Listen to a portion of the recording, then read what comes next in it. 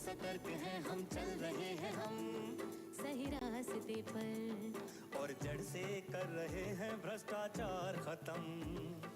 समाज में फैले भ्रष्टाचार का विरोध करें, राष्ट्र के प्रति समर्पित रहें। केंद्रीय सतर्कता आयोग द्वारा जनहित में जारी।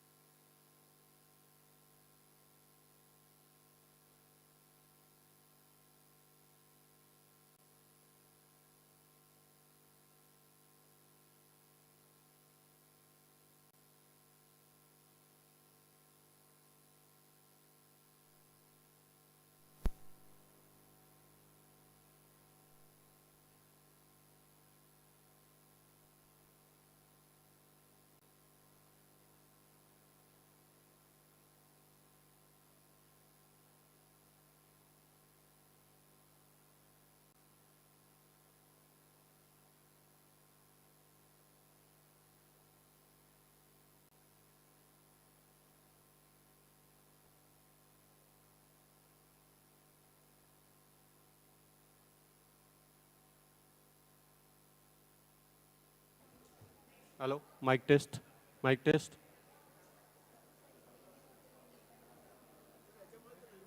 हाँ नाही, चार्जिंग काढलेली हे लावलं ना, आवाज येतो चिरकन. आला का?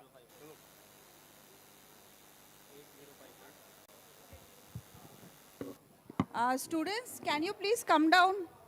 See, this program is going to be live today. You all will be watched, seen by all others who are not here.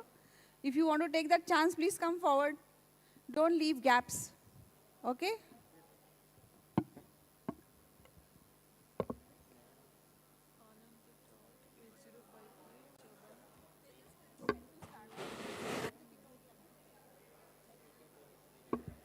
त्यांचा लॅपटॉप लावायचा का मग तुम्हारे लैपटॉप पे सब कुछ है क्या नहीं इसमें है एक सब कुछ। प्रेजेंटेशन है और एक बाकी के उसमें होंगे ना, तो इससे उसमें डाल दे रहे हैं एक प्रेजेंटेशन, उसी में आ जाएगा।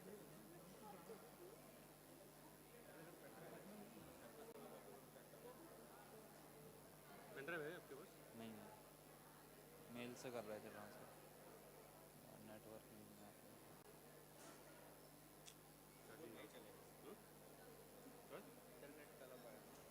इंटरनेट नहीं आएगा इसमें नहीं, मोबाइल से कर रहा था, नेटवर्क का कभी भी नहीं आएगा क्या ओके है ना अब पेन ड्राइव में डाल पेन ड्राइव है।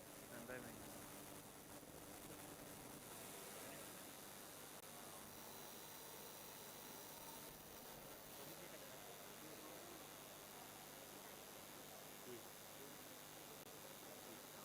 पेन ड्राइव घेऊन ड्रॉवर मध्ये त्याला आणू दे त्याला कधी कळणार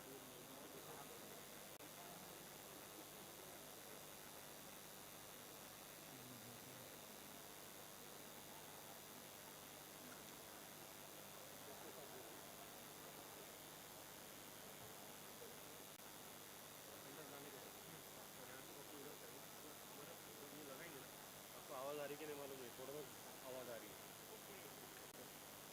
फिर भी वी कनेक्ट दैट लैपटॉप उसका बैटरी बैकअप भी अच्छा है इसमें से पॉसिबल उधर लगाएंगे या आपको इधर कनेक्ट करवा के आप तब तक उधर अपने चार्जर लगा दीजिए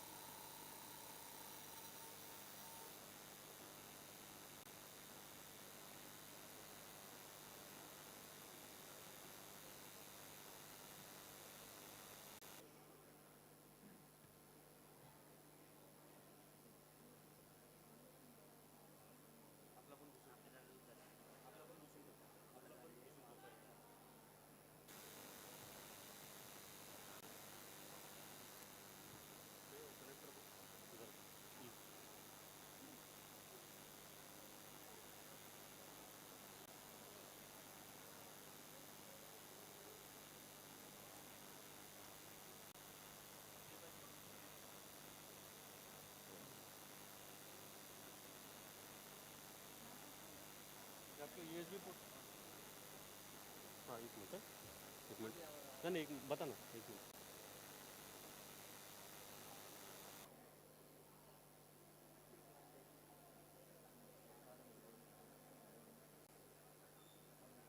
एक मिनट ये ब्लूटूथ से कनेक्टेड है क्या हाँ वो दो लैपटॉप से है ना हाँ एक मिनट दे ना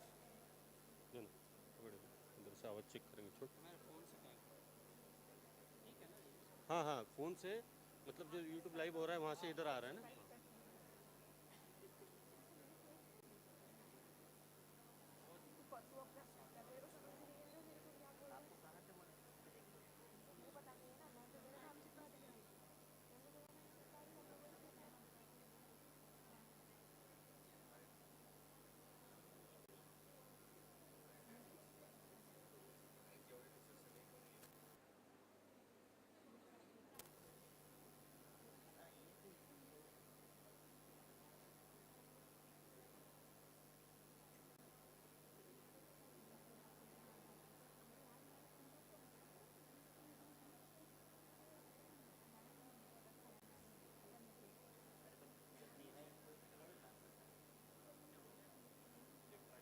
Should we begin our pages?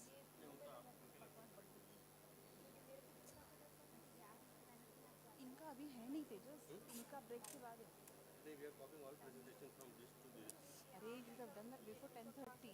Laptop अभी लेके आए ना तो उनको ब्रेक टाइम में कर लो ना, टी टाइम में कर सकते हो क्या हम?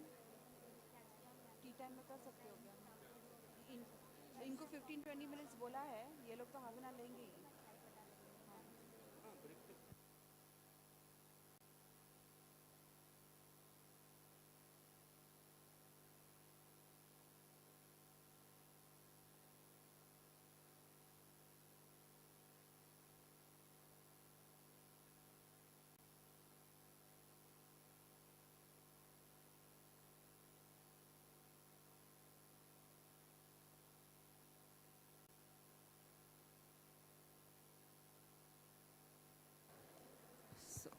Good morning, everyone.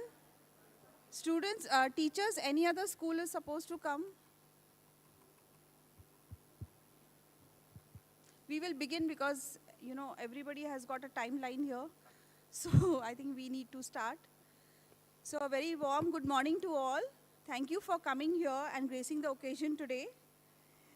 So I would now, tell you a little bit about IISF, but before that, I would like to welcome our, guest speakers, Dr. Mansi Malgaonkar and also Professor Pramod Kharandekar. So they are the guest of honors today, and I will just tell you a little bit about IISF, and then we will begin. Okay. So as you know, the India International Science Festival is a collaborative endeavor between Ministry of Science and Technology, Ministry of Earth Sciences, Department of Space and Department of Atomic Energy in partnership with Vijnana Bharati, a science movement spearheaded by scientists of the nation with a Swadeshi spirit. IISF's primary objective is to commemorate the world of science, making it accessible to all. The IISF extends opportunities for people and scientific community both within the country and internationally, to come together, collaborate and partake in the gratification of advancing scientific pursuits towards betterment of India and humanity. More details on the IISF will be shared by our chief guest shortly. May I now request 5 to 7 students of KV DIIT to come forward and recite the prayers for us. Sandhya ma'am, you can also join them if you want, please. So we will begin our program today with the prayers.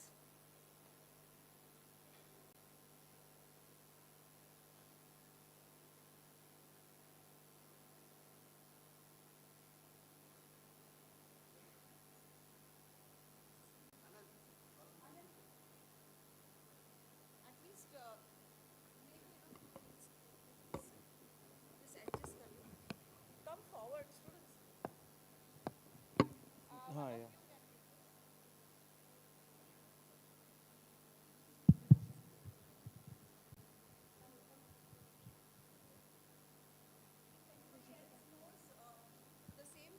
If anybody else knows the same prayers, they can also come on stage. No problem.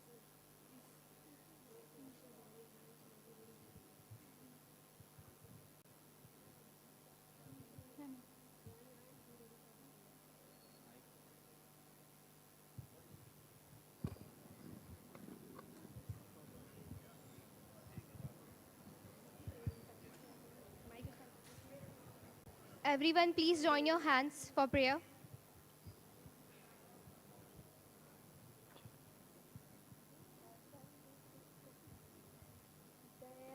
वरदान विद्या का हमें परमात्मा देना, दया करना हमारी आत्मा में शुद्धता देना, हमारे ध्यान में आओ प्रभु, आँखों में बस जाओ, अंधेरे दिल में आकर के परम ज्योति जगा देना, बहा दो ज्ञान की गंगा, दिलों में प्रेम का सागर, हमें आपस में मिलजुल कर प्रभु रहना सिखा देना, हमारा धर्म हो सेवा, हमारा कर्म हो सेवा, सदा ईमान हो सेवा, व सेवक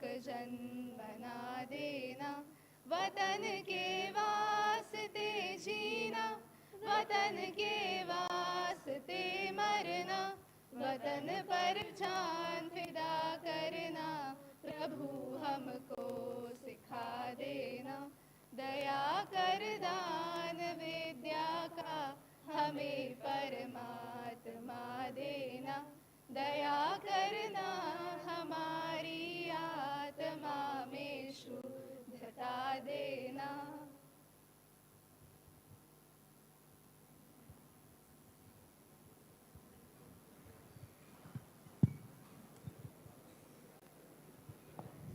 हेलो हेलो हेलो माईक देतात ना, असं धरलं माइक जब देंगे ना ऐसा बोलने को बोलना. Dear students and Sandhya ma'am, thank you very much. I would now like to invite our Deputy Director, Dr. Gopinath, and I would like to also invite Dr. Mansi and Professor Karandikar. Please come on stage.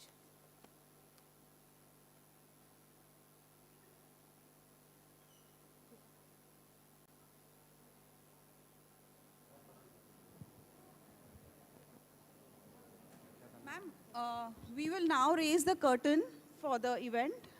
Ma'am, please come this side.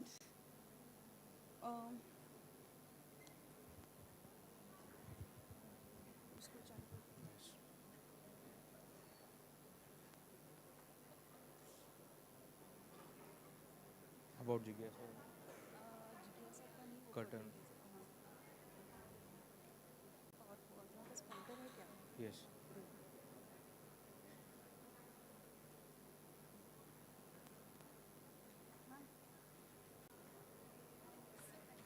This is on this side. You all are host. You just point it over there. There.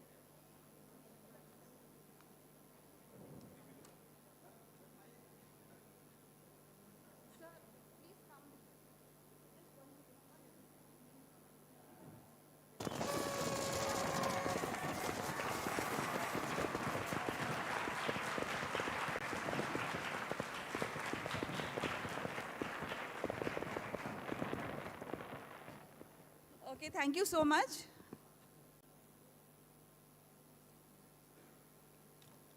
Thank you, ma'am. Thank you, sir. Yeah. Yes, yes, yes. So now I would like to, invite our Deputy Director, Dr. Gopinath, and he will give the first opening to the introduction of NCL and its contribution to the nation. I will just tell you a few lines about him. So Dr. Gopinath is working as an outstanding scientist at the National Chemical Laboratory. He is a professor of chemical sciences, Academy of Innovative Research, New Delhi, India from 2011 onwards. His research interests include surface science, heterogeneous catalysis, solar to chemical energy conversion, new catalytic materials by simple methodology and materials. He has published more than 240 research articles and 8 patents with special emphasis on catalytic and solar energy to chemical energy conversion aspects. 21 students have completed PhD from his group and are spread across the globe. Currently, 7 students are working at various stages of PhD. Lately, Dr. Gopinath is actively engaged in hydrogen economy aspects and leading the hydrogen technology program of CSIR. 15 different CSIR laboratories are participating in this huge hydrogen technology program across the entire value chain of hydrogen. His group actively works in the area of water splitting and artificial photosynthesis in direct sunlight by photocatalysis. Over to Dr. Gopinath. Students, a big hand.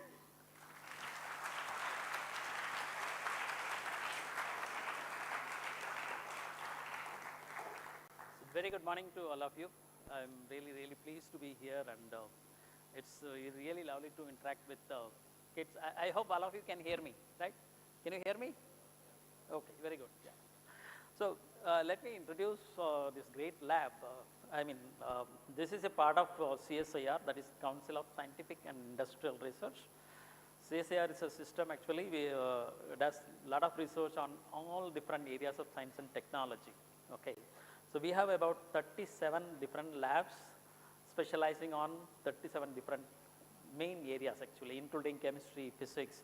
So our lab specializes in chemistry, chemical engineering. So that's mainly our business actually. Okay. So this is the picture, made one of my colleague actually. His name is written here actually, Kiran Pandare. He retired some time back actually, but so this is the lab. Exactly 75 years back, it was inaugurated by the then Prime Minister Pandit Jawaharlal Nehru actually. So you can see that he's in the middle of this, I mean, there are 7 Nobel laureates came for the inauguration of this particular lab actually. So you can imagine, I mean, Madame Curie's daughter also came actually. She also happened to be the Nobel laureate actually. So I mean, there are other Nobel, including Sir C.V. Raman is there actually. So we were not able to figure out actually, but then please believe me that 7 Nobel laureates came, and there is a book also available about NCL history actually. I know from the beginning how it developed actually. So this is briefly about NCL. So what we do in NCL is, I am going to talk in a little bit detail to all of you actually, which is going to be interesting to all of you. Okay. So in the past 7 decades actually, we worked on many different areas. So you can see that in 1950 this lab was started, and the first thing was basic chemicals and dye stuff. Those days actually those dyes were very important actually. Okay, so India had to make the dye molecules themselves actually. So I mean, not many industries were there, but then NCL helped to make those molecules. In the second decade, organic chemical, lot of agrochemicals also was developed by NCL. Not only NCL, of course, many labs contributed, but NCL contributed in a major way because it belongs to chemistry. Okay, and then came in 1970s pharmaceuticals and fine chemicals. So that is the time Madam Indira Gandhi was the Prime Minister, and she opened up actually. I mean, those expired patents actually can be the molecules can be made in India actually. That was a very bold decision. But then somebody had to make those molecules. So that is the place where NCL came into the picture and started making a lot of molecules, and CIPLA Foundation is one of the foundation where a lot of molecules were made actually. In fact, he testifies that NCL contribution in this area is enormous.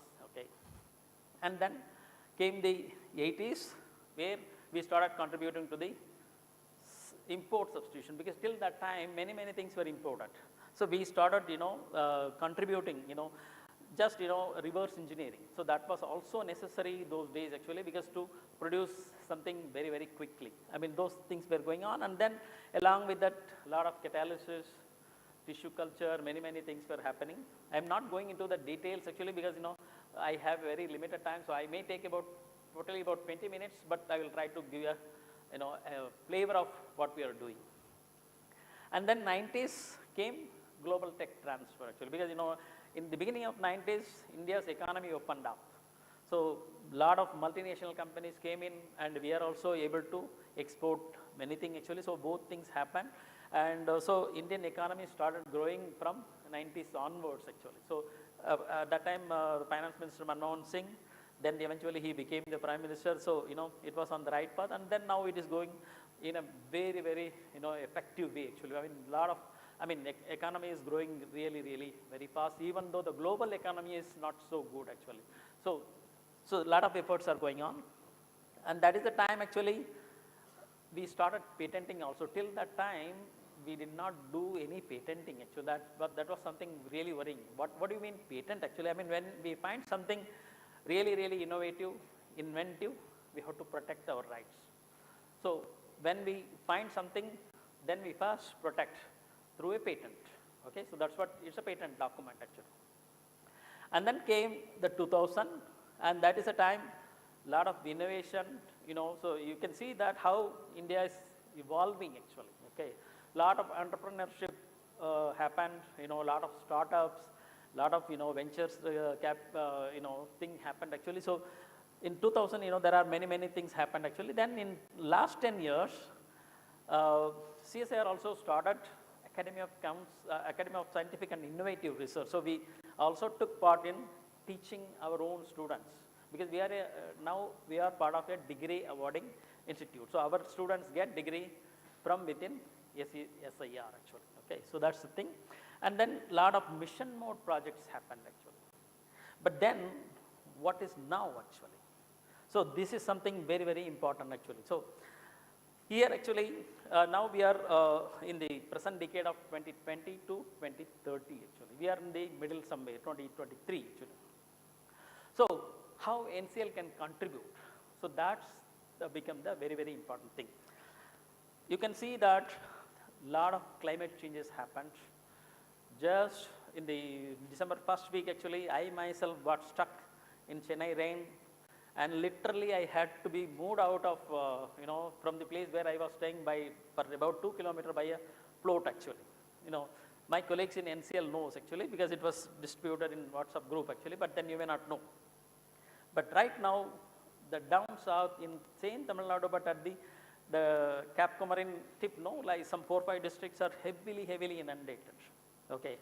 I mean, this is not usual actually. I mean, after 92, they are seeing so much rain, almost 1000 millimeter rain in 24 hours.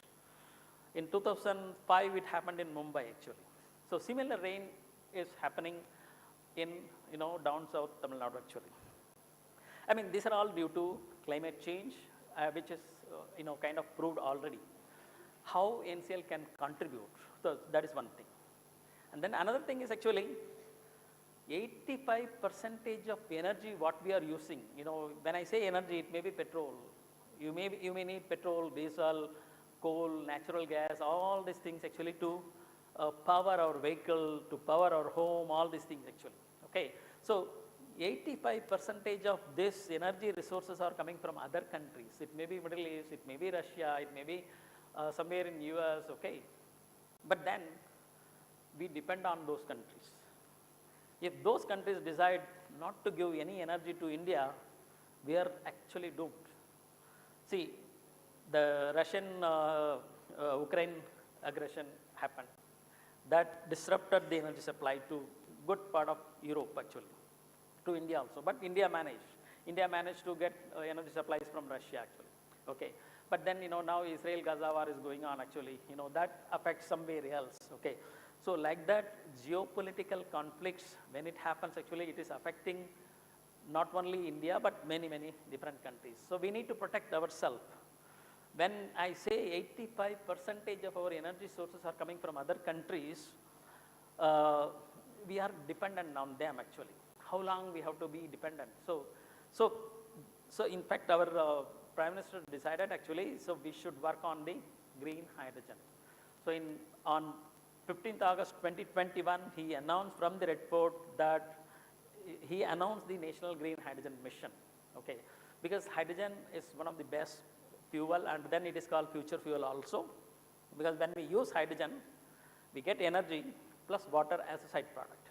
So we are not harming any climate. I mean, we are not emitting anything except water.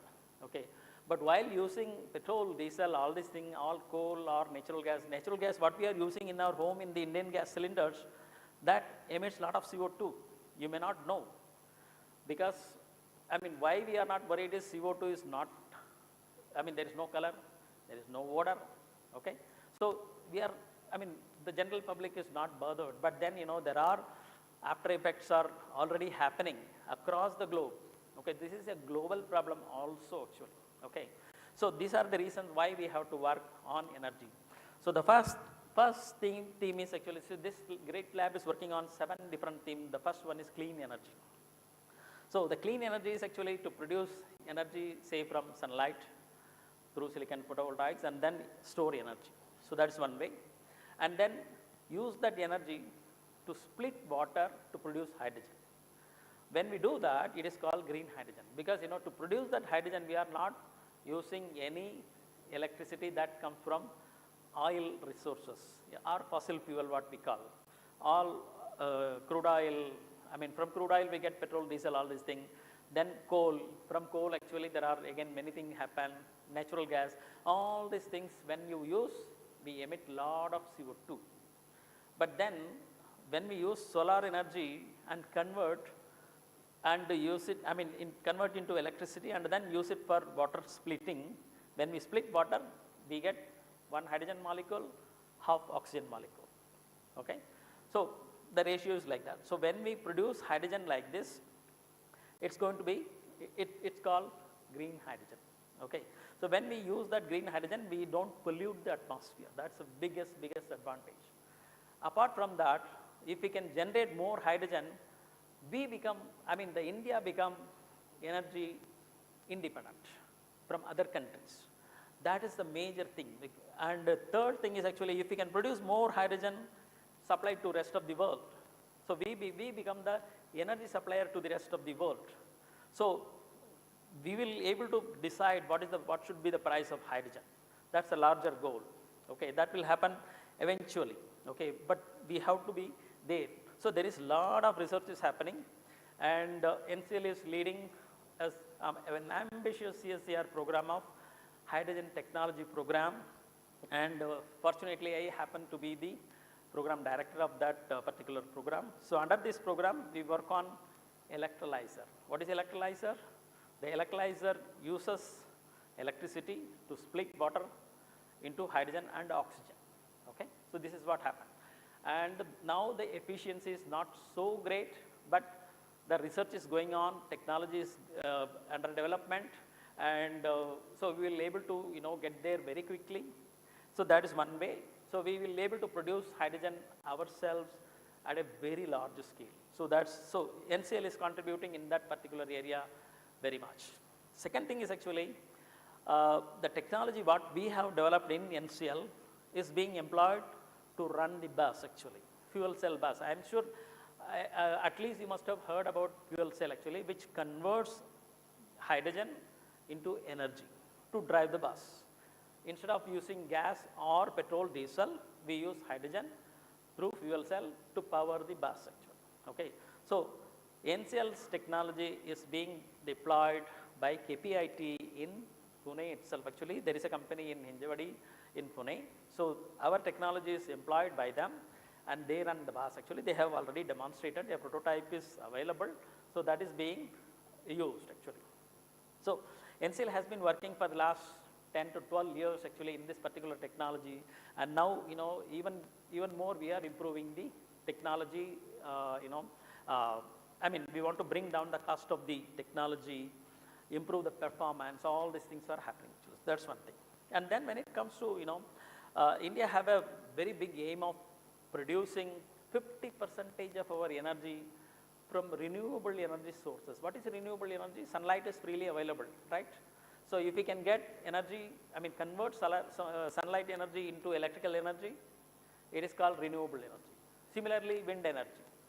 Whenever there is wind, so that you must have seen the windmill actually, that produces energy.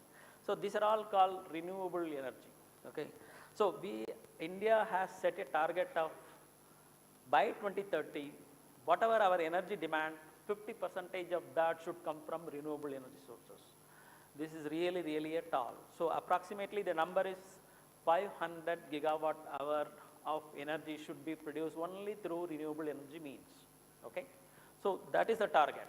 Where we are now, we are today 170 gigawatts we are producing by renewable energy methods. Okay, so we have to get there, another 330 gigawatt hour has to be produced. Okay, I am sure we will get there. And when we do that, actually, there is a lot of energy will be produced. All the energy cannot be utilized immediately, because sunlight is intermittent source. Only when sun shines we get the energy. Similarly, when the windmill works, only that time you get the energy. So that means actually we have to store the energy also somewhere. That is called batteries, capacitors, all those things. So we are working in that particular area, and a good amount of energy has to be stored and then used little later or the next day actually. So energy storage mechanism is also a part of technology, clean energy. So one of my colleagues has a startup company in our venture center actually, it's called Recharge Ion. So that kind of work is also going on actually. Not only we do the research, we take it to the market also. Okay, so that is something going on. So this is about clean energy. The second thing is actually C1 chemistry. What is C1 chemistry? Carbon dioxide, methane, they are all containing only one carbon containing molecule actually, carbon monoxide. But carbon dioxide, methane, they are all harmful to the atmosphere because they are all called greenhouse gases. Okay. Can we convert those molecules into useful molecule?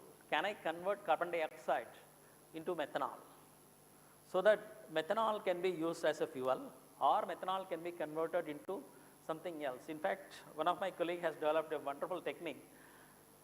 From methanol, he is able to do a molecule called dimethyl ether. You must have heard about ether actually, but dimethyl ether is something very, very similar to LPG what we use in our home.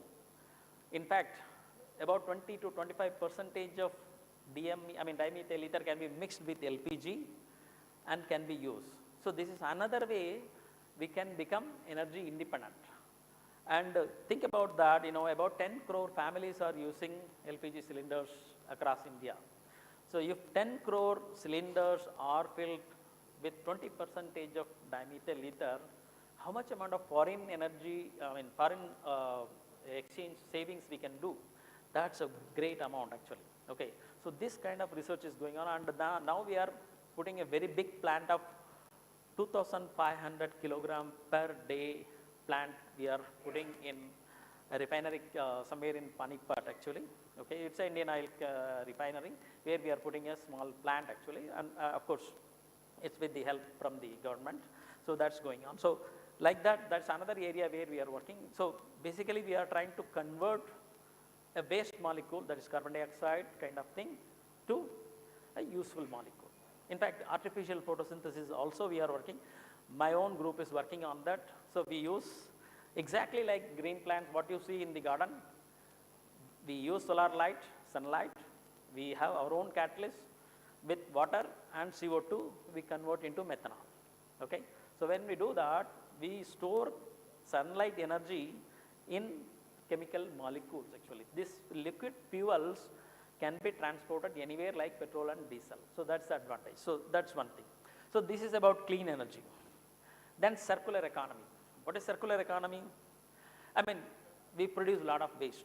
There is 700 million metric tons of waste is generated across India every year actually. So that's one information.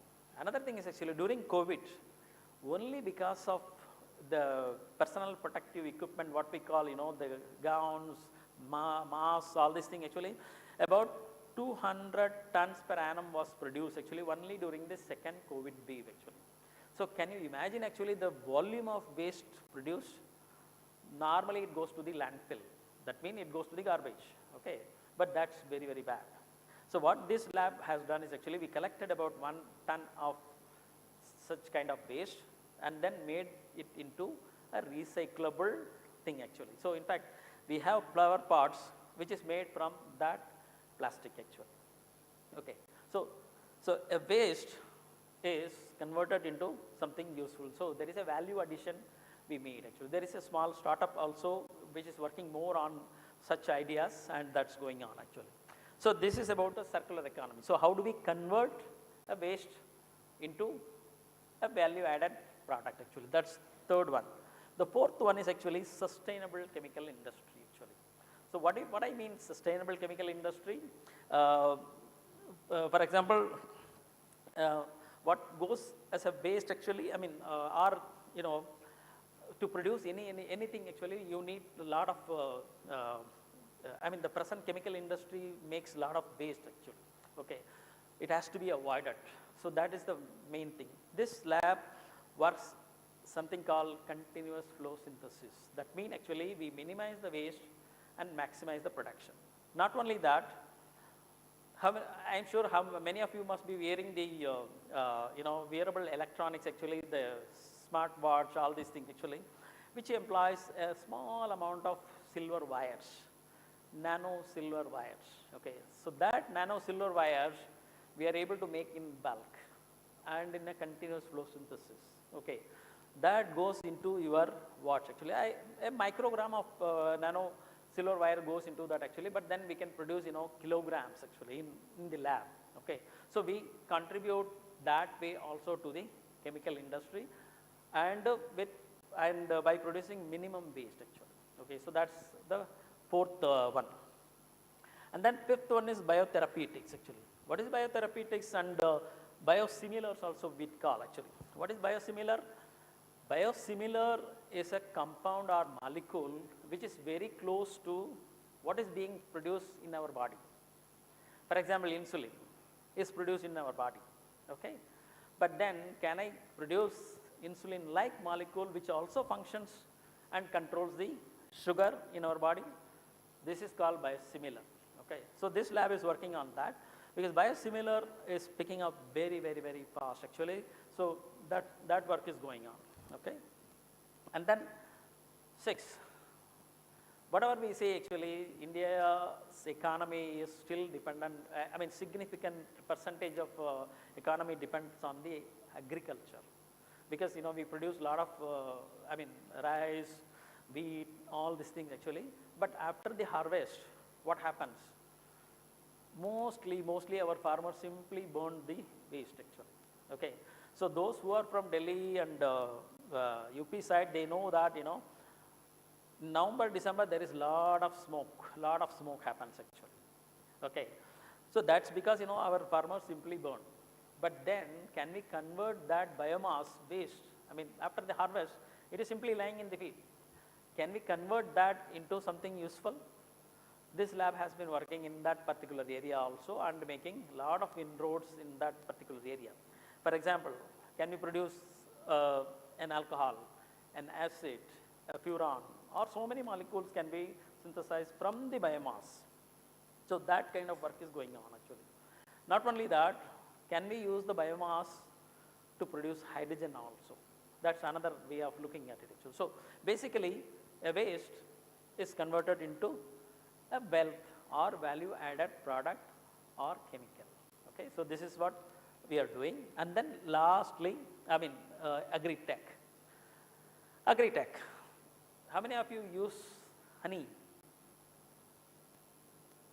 Good. How many of you know that almost all honey available in India is adulterated? All the major companies, suppliers, honey is adulterated. Why? Actually, we cannot import our honey into another country because it needs to be certified. How do I make sure that the honey produced by our farmers is pure? There is a way. There is a method called NMR, nuclear magnetic resonance spectroscopy. That spectroscopy tells you whether my honey is really pure or adulterated with sugar. Okay. So far, till last year actually, we have to send our honey to a European laboratory to certify that this is a pure honey. But now for the last 1.5 to 2 years actually, this lab is working on developing the protocols to certify that the honey produced in India is pure. And what are the molecules are there, what is the percentage, all those things has to be listed actually. So that we will able to export our honey ourselves, plus we will able to earn a lot. Okay. So this work is going on in the agri-tech actually. So this is briefly, very, very briefly I told you actually about the work what we are doing in NCL.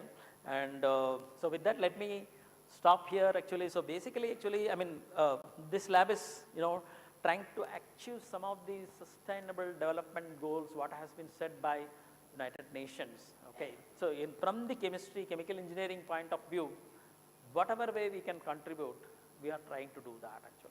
Okay. So with that, let me stop here. There are few questions I'll be happy to take. Thank you very much.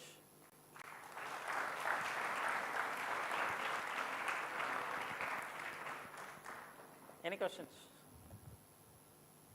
Any questions? Yes. There is some. Give this mic.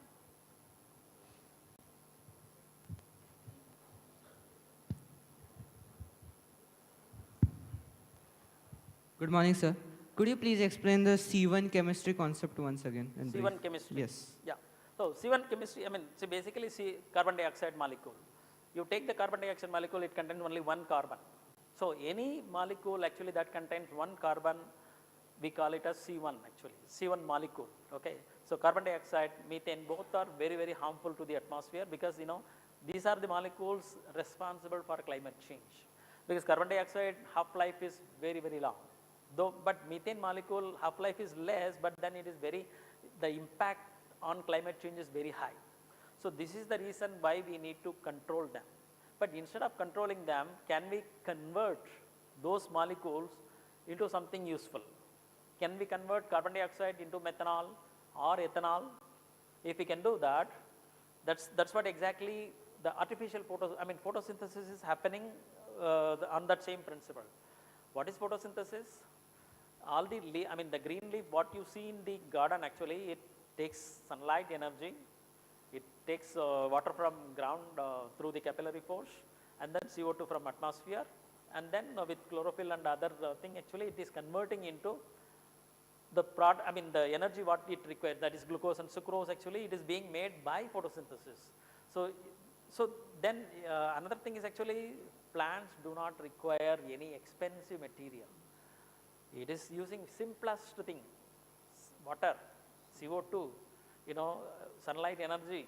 It is not asking you anything actually, okay, except maybe we give some fertilizer actually, but then you think about the plants what is growing in forest, it doesn't require anything, but it is growing on its own. So the same photosynthesis, actually we are trying to simulate in the lab to convert carbon dioxide into methanol and ethanol. Okay, so this is basically about the C1 chemistry. So have we made a few processes? Have we progressed in this? Could you give some examples? Artificial in lab. So this progress, you said we are simulating it.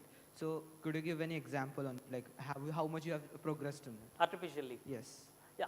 So artificially, actually, see, I'm sure you must have seen actually silicon photovoltaics being employed in many different places, even on rooftops and other things, actually to generate energy. Okay. So there, what is happening is, actually sunlight is falling on the silicon photovoltaics. There is an excitation of electron from valence to conduction band happens. That electron have energy actually. Sunlight energy is pumped into electron, excites. Okay, with that energy, actually you are able to produce electrical energy. Okay, so that's one way to produce electrical energy. But here in photosynthesis, again the same thing happens, but the electron is utilized to convert carbon dioxide into some useful product. Okay, that's basically. So what we require here is catalyst, a photocatalyst that can absorb sunlight photons very efficiently and use that electron for the reduction of carbon dioxide into useful molecule. Okay, so there are a lot of researches happening, and I am fortunate to work in this particular area. Of course, my group is also fairly successful in that actually. So hope to contribute even more actually. Okay. Thank you.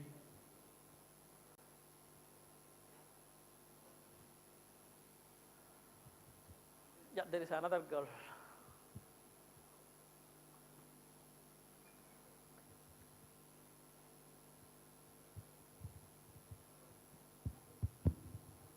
Good morning, sir. Sir, my name is Shreya Yadav from school KV PM Shri Kendri Vidyalaya DIT Girinagar. Sir, my question is to you, is there any scope to produce energy from garbage? Like you told us, like in Corona period, you make flower pots from the residues. So why can't we convert that into energy, like any form of energy? It's a very good question, Shreya.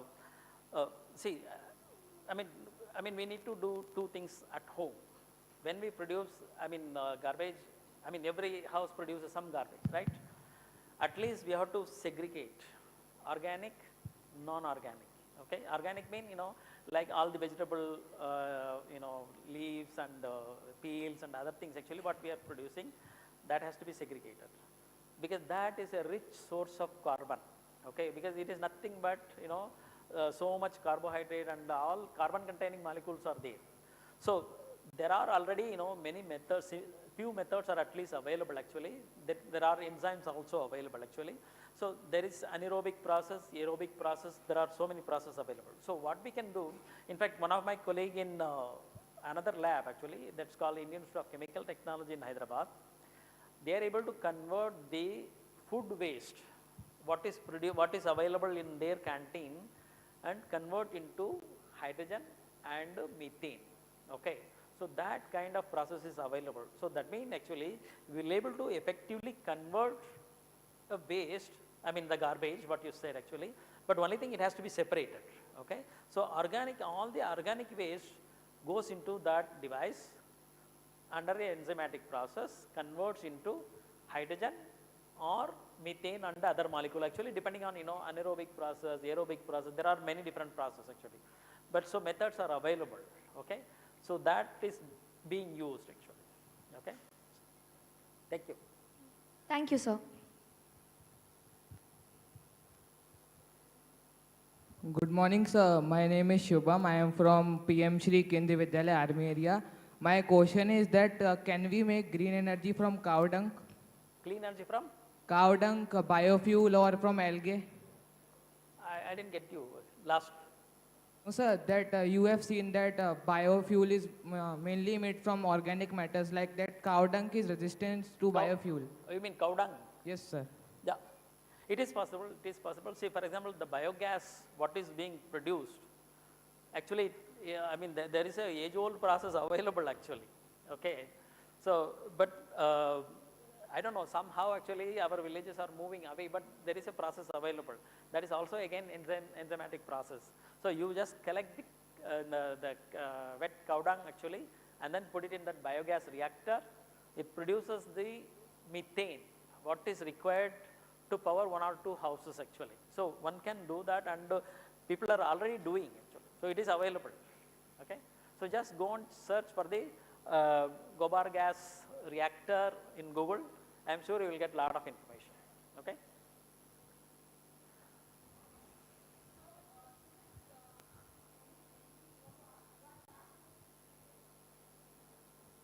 One last question. Sir, you said about 50% renewable energy by 2030. Considering India's large energy consumption, how realistic is it? I mean, is it possible? Yeah, it is possible. It is possible because see, you can sit down. Yeah. See, I think in 2007 or 8 we started contributing through renewable energy. That means silicon photovoltaics, windmill, all these things actually started picking up from 2006-7 onwards actually. Initially we produced very less, but now actually as of today we are producing 170 gigawatt hour energy actually. See, this silicon photovoltaics itself actually, originally it was invented in 60s to power our space craft actually. I mean, when we launch satellite, there has to be power, right? That power was produced through the silicon photovoltaics. That was the original idea. That was in 1960s I am talking. But today, the same silicon photovoltaics is producing power. India alone is producing 170 gigawatt. So you can consider the entire globe actually, we are already producing terawatt energy actually. Okay, so I have no doubt. Only thing, we have to increase the capacity to harvest more sunlight, to harvest more wind energy. I am sure we will be able to reach 50% of our energy by 2030 and even exceed after that.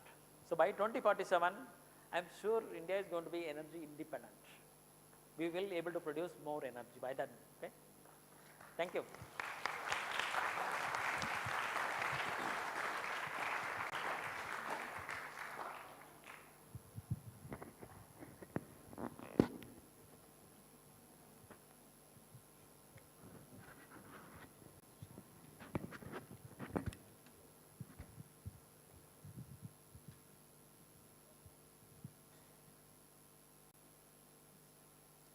Thank you very much, Dr. Gopinath. It was really very nice and enriching to know about the NCL contributions to the nation.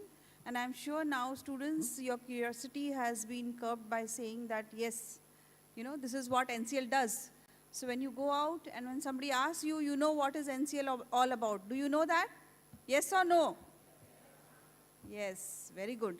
So I will just show you a small short film on Jigyasa. What we do is the Student Scientist Connect program. Without saying in words, I will just run that small film. Please go see that. Somesh, where is it?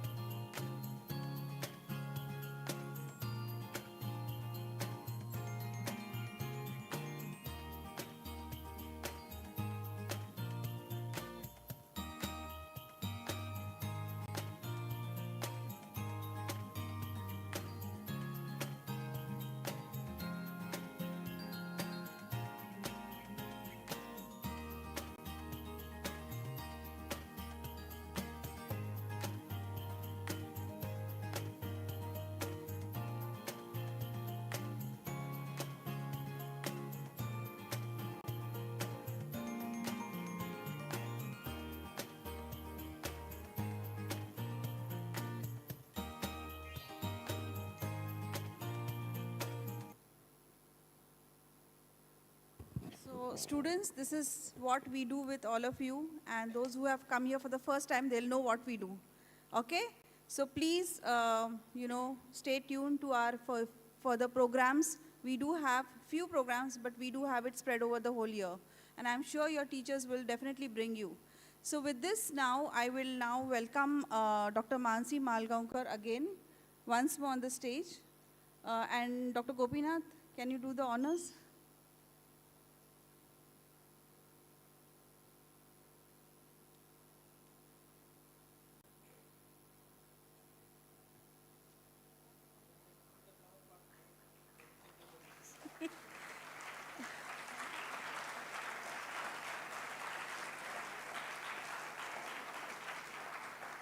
So, thank you, Dr. Gopinath. I will now introduce our next guest of honor speaker, Dr. Mansi.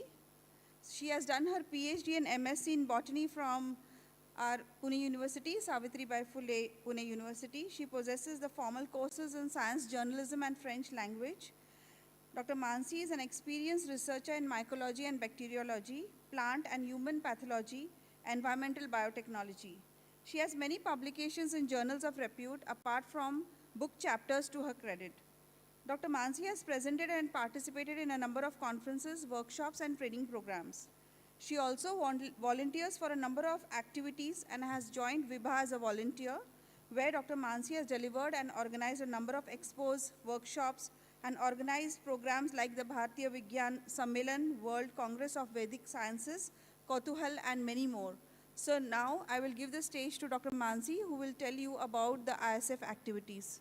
Dr. Mansi. Thank you, Afia. This I will close it, right? You don't need it. Probably you'll require that IISF background. Probably will require because you'll have to send the photos. The Jigyasa flyer. Curtain. जैसे normal outreach वाला जो लिया ना banner बस वो लगा देना हाँ ये लगा last Is this okay? yeah आपके photos को भी अच्छा लगेगा Yeah. Thanks for the updates.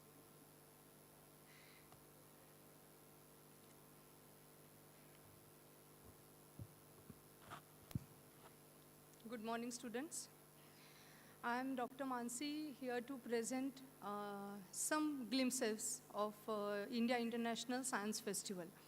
So as Wafia told, that I work voluntarily for Vigyan Bharati. So Vigyan Bharati is basically an organization which works at the national level, and it's a purely voluntary organization. So definitely when I'm saying voluntary, so we are not paid employees of Vigyan Bharati. This is just out of our pride, what we want, or maybe out of our responsibility, what actually we wish to contribute for the nation. So, as she told, and as you all know, that you have come here for the curtain raiser of India International Science Festival. So, as she has already mentioned, that it's a program, a joint program between governments, various institutions, various ministries, and Vigyan Bharati. So basically, why government started this program? This program started almost 10 years back, after 2000, first was in 2015. So government of India started this program to promote the scientific achievements of India, to inculcate scientific thinking among students, to develop confidence in young minds, and VIII has always been an important part of all IISFs since its inception. VIII is Vigyan Bharati. So VIII has played the role of knowledge partner along with the other organizations or organizing institutions. So basically, when as a Vigyan Bharati person or as a Vigyan Bharati volunteer, when we thought of having one program which will have inclusion of all, so at that particular time, we thought of IISF. Just think about the name IISF. Why did we chose this particular name? Because as Indians, we all know that we like to celebrate things, right?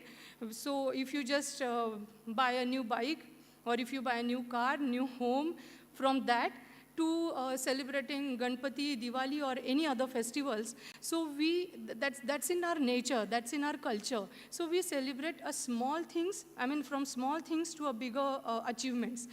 So when we are thinking about science, why not to celebrate the science? Because science is not just a boring thing which is done in some labs or in some kind of just in your thoughts. That is not the science. Science is the thing which is for the common people, which is for the whole society, and which will solve the problem which which society is facing right now. So when we are thinking about this science India International Science Festival, so we had also thought about that connection. It should have this program should have connection with society. It should have participation from all. It should also put forth Bharat at the international platform. So these were the main things why we started, or why we initiated this India International Science Festival. So when we connect all these points, we come up with this India International Science Festival. And as I said, so this celebrating science is a huge pride moment for all the Indians. So in each India International Science Festival, so this is basically the 9th edition of IISF, and in each India International Science Festival, there was participation from school students to researchers, from young researchers to women scientists, from NGOs or NGO workers who are working in science, from those kind of workers to scientists, then from science writers to journalists, and from diplomats to policymakers. So each and everyone who has any enthusiasm for science can come and can be part of this India International Science Festival. When I said it's a 9th edition, obviously there were earlier 8 different IISFs had happened. So first 2 were in Delhi, then it was in Chennai, then it went to Lucknow, then Kolkata, then from Kolkata, everybody knows that we suffered COVID. So during COVID time, it was online, and then Goa, and last one was in Bhopal. I'll just give you some highlights of IISFs. So basically, when we are thinking about this particular IISF, that is the 9th edition, which will be held in Faridabad in January from 17th to 24th. So during that particular time, there will be 16 different programs will be happening in IISF. Then definitely there will be participation from all over India, and along with that, there will be participation from more than 30 to 35 countries in this IISF. And then one specific mention for this IISF is there was applications were invited for space hackathon, because now ISRO is not a new name for anyone. Everybody knows ISRO. So one space hackathon, or the applications were invited from graduate students, and they were given some problem statements regarding space issues. So those problem statements, to solve those problem statements, some ideas were invited. Many of students or many of the groups submitted ideas, and I'm happy to say that there were around 4,200 probably ideas which we received, and out of them only 200 will be selected for the next round. But it's a huge response from all over India, and one group definitely will have, it has 4 students. So just consider the number of students. And these, out of these 200, all of them will get the chance to present it in front of ISRO scientists and other DRDO and other defense scientists. After that, 20 will be selected, 20 to 25 will be selected for further internship, and that will be directly in ISRO. So it's a huge thing for any young person or any young mind to come up with an idea and to get the internship at ISRO. So Programs, I'll just brief about some programs. As I said, there are 16 different programs. So these 16 different programs, I will mention those which are related to students, okay? So there is a student science village. So in this student science village, it's a participation from students all over the country. So for this also, application is invited from the school, and that's not from the individual student cannot apply. School has to apply for that. And after that, the selection will, there is a selection process, and that selection process is already mentioned on the website. Then there will be some experts, some teachers. So what basically is done in this student science village, it's a 4-day-long program. Students are divided in 4 or 5 different groups, maybe called as houses, and those houses are named on the Indian scientist names. And these students, there are some lectures which are arranged for the students. There are some practical sessions. Basically, what you saw in Jigyasa, it's in the huge amount that will be organized there. Along with that, there will be visits to the national laboratories which are there in Faridabad and Delhi. So that also will be the part of this student science village. If suppose you have not been part of this India International Science Festival, I request teachers specifically to go through this, this particular website, and maybe for the next year when this India International Science Festival comes, so please try to register your students, because it's actually good opportunity for the students, because I know since last 7 or 8 years I am attending IISF, so I know it has huge impact on students' minds and their thinking as well. So this is just for teachers. Then there are some workshops also which are involved in this student science village. Then there is another very important program is face-to-face with new frontiers of science and technology. So when I'm talking about face-to-face is obviously the interactive session, and it's an interactive session directly with the scientist or directly with the person who is working in science for society. Just I'll give you an example of last IISF. So we had Shri S. Somnath.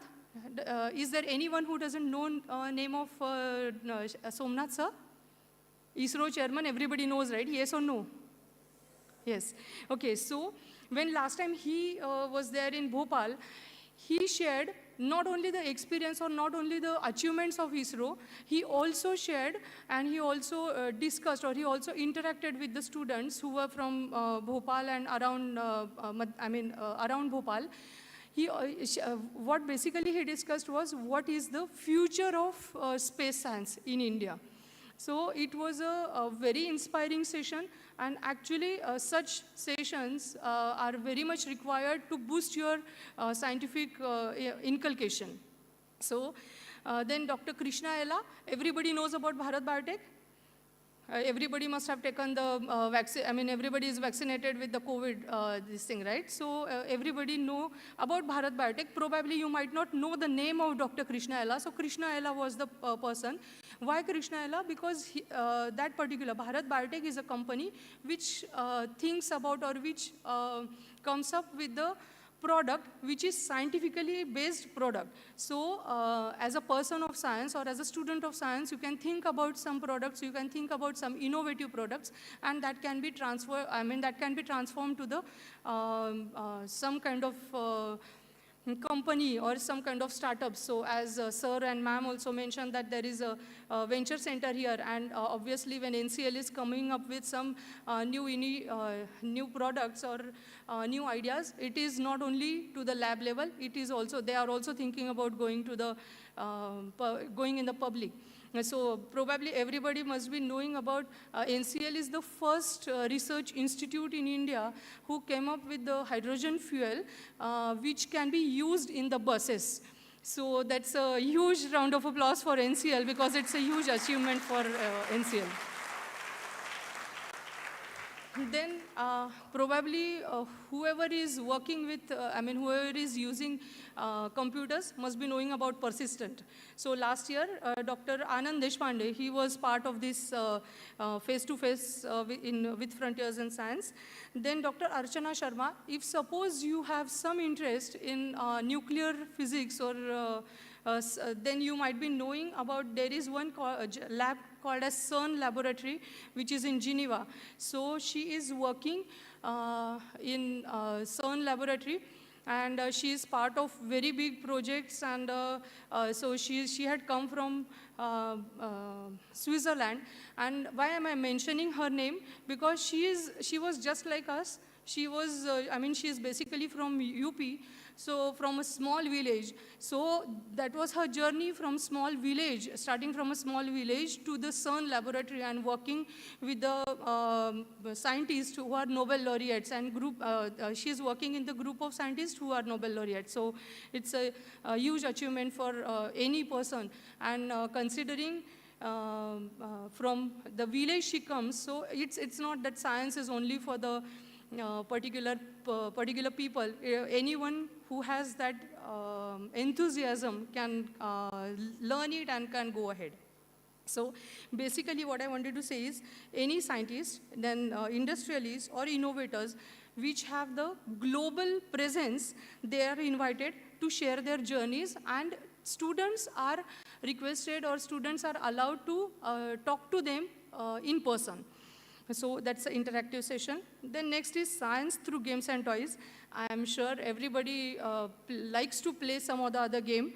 So basically, to understand the scientific concepts, or to clear your scientific concepts, games are the best options.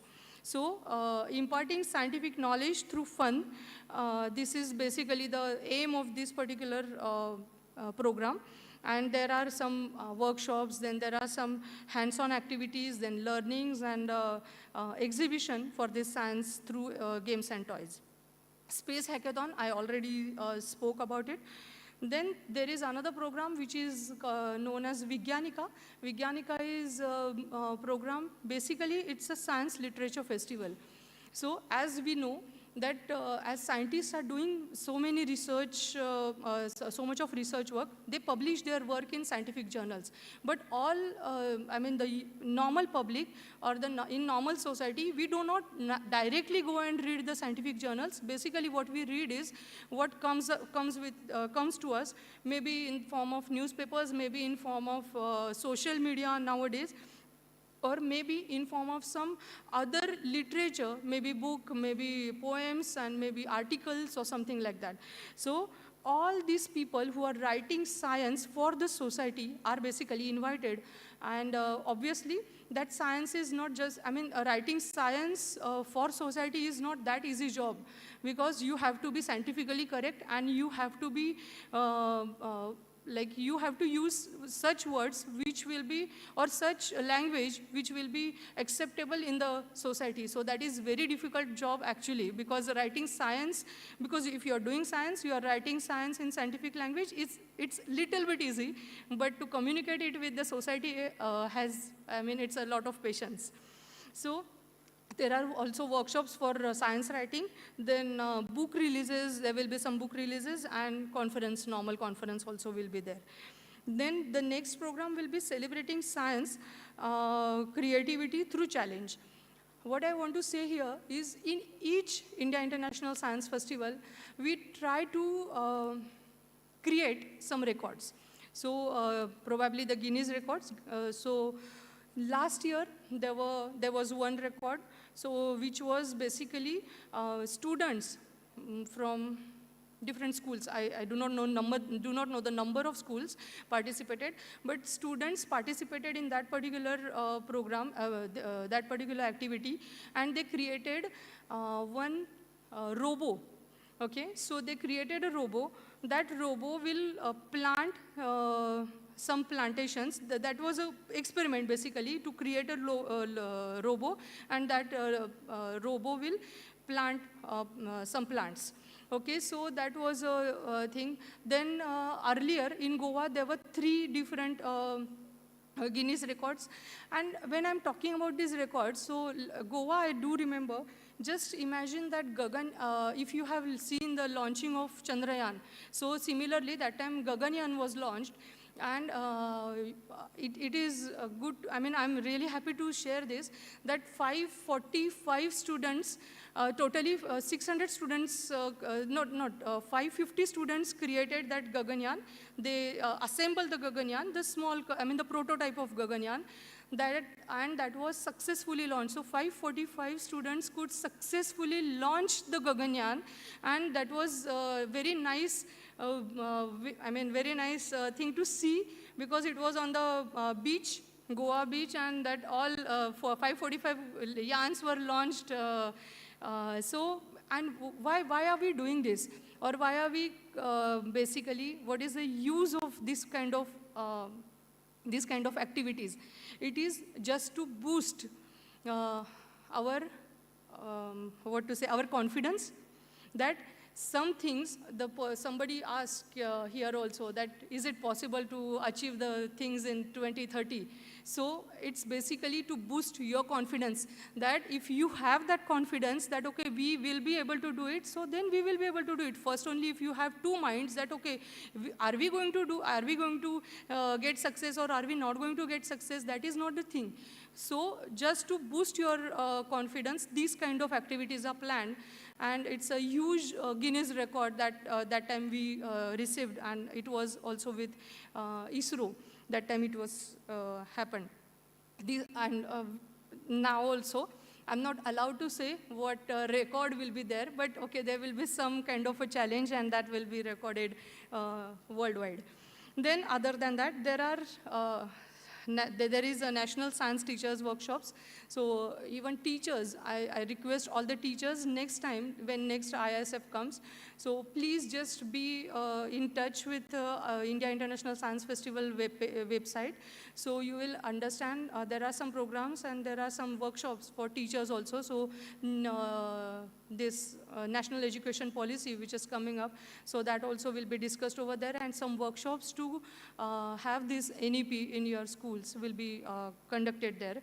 Then Young Scientist Conference. So I'm not explaining Young Scientists because it's basically for the researchers who are working in particular areas of science.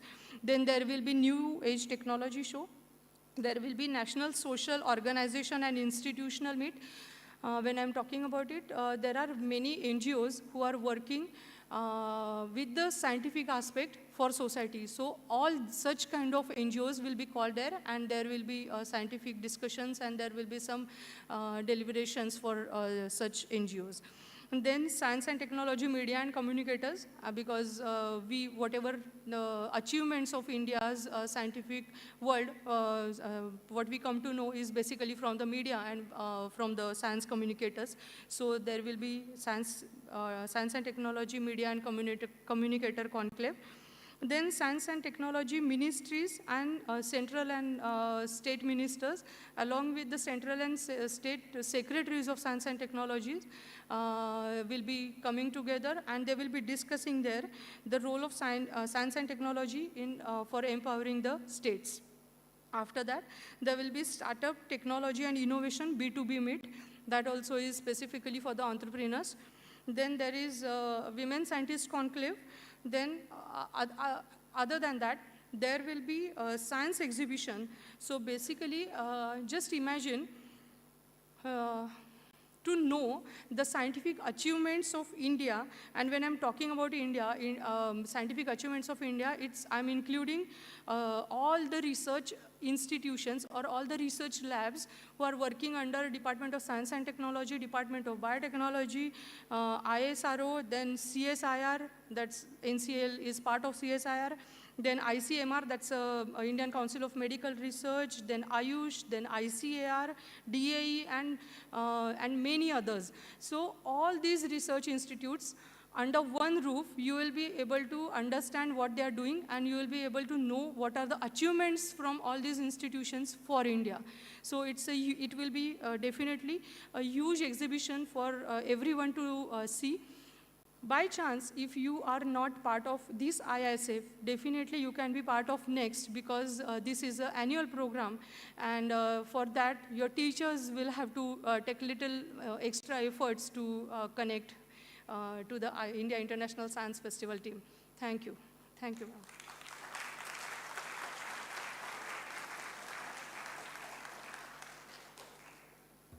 Thank you so much, Dr. Mansi. I myself have attended 2 of the ISF programs in Delhi and Lucknow. They are super, super good. They are really very informative. They are very useful. They are very knowledgeable. And it is like, students are into the activity. So you will all get a chance to do the activity yourself. So I hope that you will all come, go there, convince your teachers and attend the ISF. How many of you all will go? Loud. I can't hear any yes. Okay, put your hands up. Great, so just go through the website and get more information about the registration part, because registration starts early, okay? So with this, I thank Dr. Mansi, and we will have a break, but we have to come back here in 15 minutes. Can we do that? Okay, so please come out.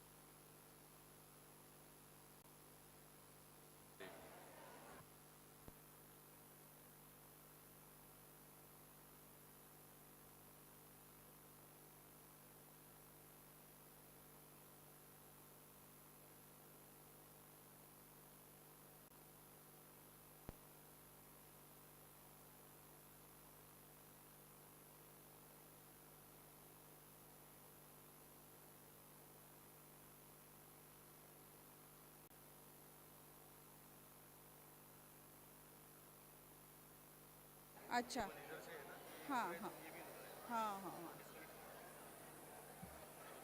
Hello, students. Are we ready for the next talk?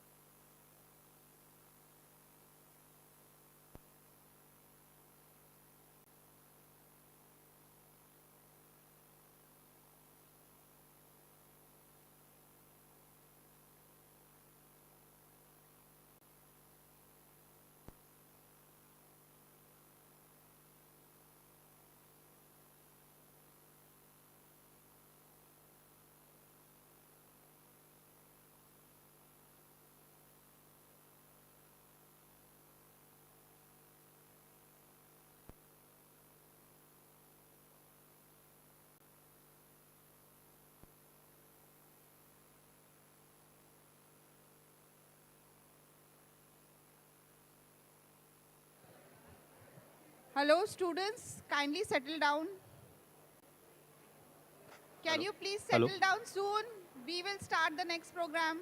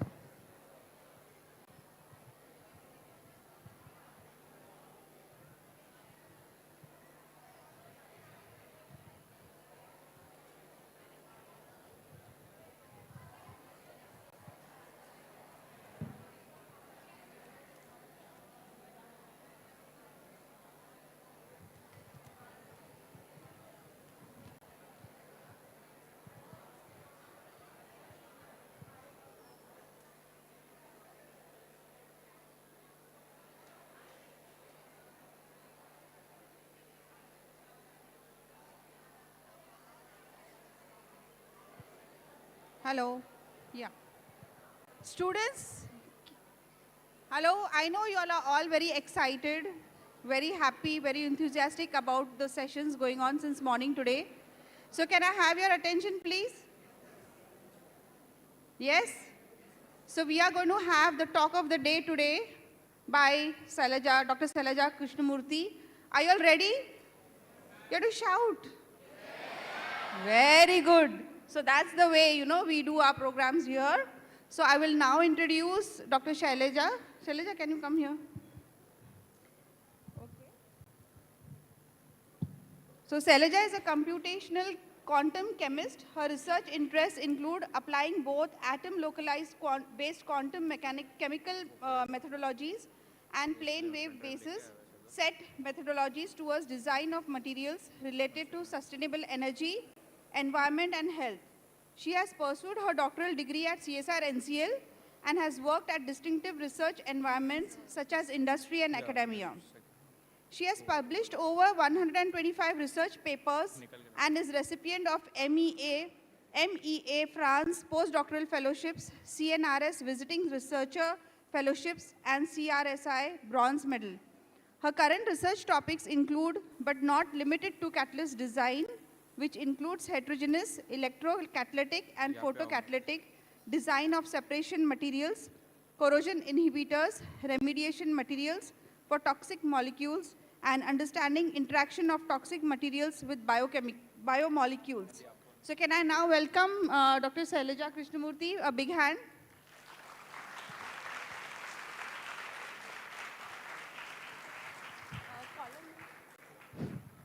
This works, huh? Hello, everyone. I am Shailaja. I'm a researcher here. I've grown in this institute. So it's like my home institute, so I welcome you all to this institute.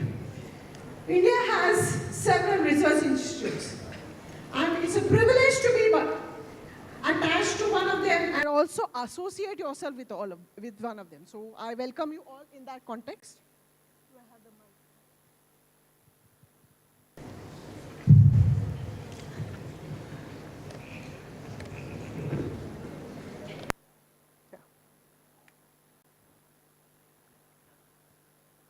So, the topic is, can you all hear me? Some of you are sitting very behind, so I have to really shout, but I'll do it, okay? So, the topic is computers, can they replace ever Bunsen burner? Bunsen burner, all of you must have done some experiments, right? One of the most common thing is, okay, but Bunsen burner is just a name, huh? Don't worry, Bunsen burner means giving energy to carry out a reaction, right? How many of you have carried out experiments? I know you're from 9 to 12. How many of you have carried out reactions in your labs? Okay. Was it cumbersome? Did you like it or no? Okay. Now the question is, can we not use it? And can we use computers for your reactions? So what happens when you do a reaction? You give in some reactants and you get a product, right? That's the end. What is happening in photosynthesis? You have reactants, carbon dioxide, water, and you get out something else, right? So you get out oxygen. So what happens? So my question today is, can we ever come out of this and get our molecule from the computer? Do you think it is possible? Why? And how? How can you get your molecule out of the computer? Okay, what do we need to get the molecule out of the computer? Okay, to understand this, can you all tell me how long is the human evolution? Since how long the humans have lived on this earth? Several years, okay? Some of the records we have are from the earlier civilizations. You all have read in your history, Mesopotamian civilization. You've read about Egyptian civilization. You have read about Indus Valley civilizations. Can you imagine when people discover, all the archaeologists, what excites them when they dig out this? The way the structures have been built. It's a civil engineering. There was a spot of civil engineering at that time, right? So humans have progressed in spurts, right? One of it is during the civilizations. But the maximum impact, humans have changed the way this earth looks, practically. When was this maximum impact come? It has come in the last 100, maybe say 300 years. So much of life and progress in 300 years, what has made this difference? Some understanding that has come out that has made this change in last 300 years? Do you want to know? Can you think of what are the changes that has brought? What is the understanding that has made the change in last 300 years? One question. Anybody? Raise your hands. What do you think has changed? Yes, tell me. Steam engine. Okay, good. And anything else?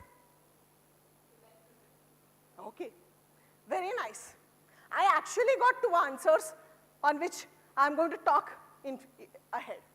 Okay, so what happened around 1643 to 1727 lived a man called Isaac Newton, and he built in the principles that helped us to understand mechanics.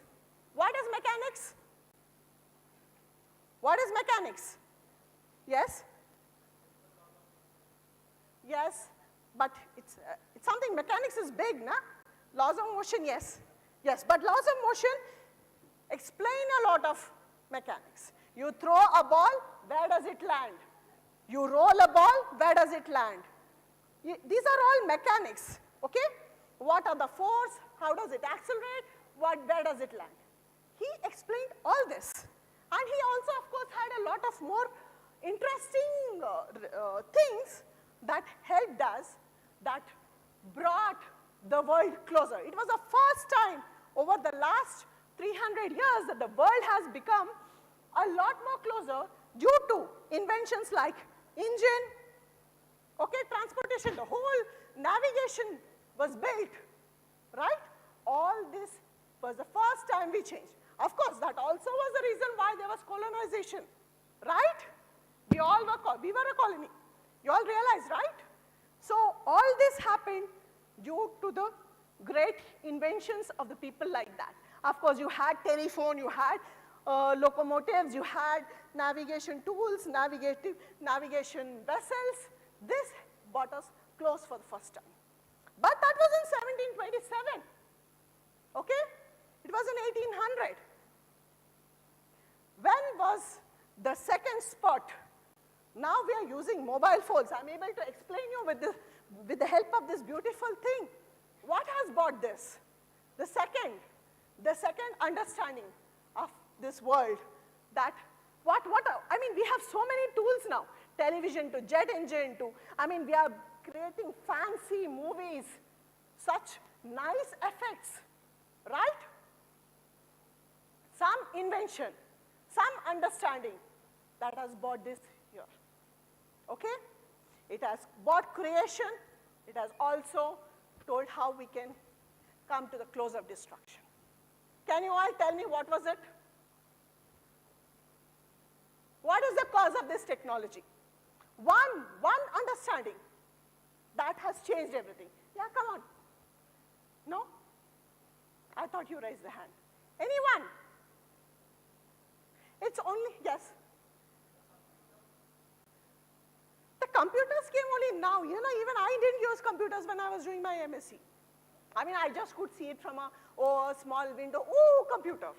So it is not that. Something else. Something else that has changed, yes. Yeah, but what is electricity? Flowing of electrons. Yes.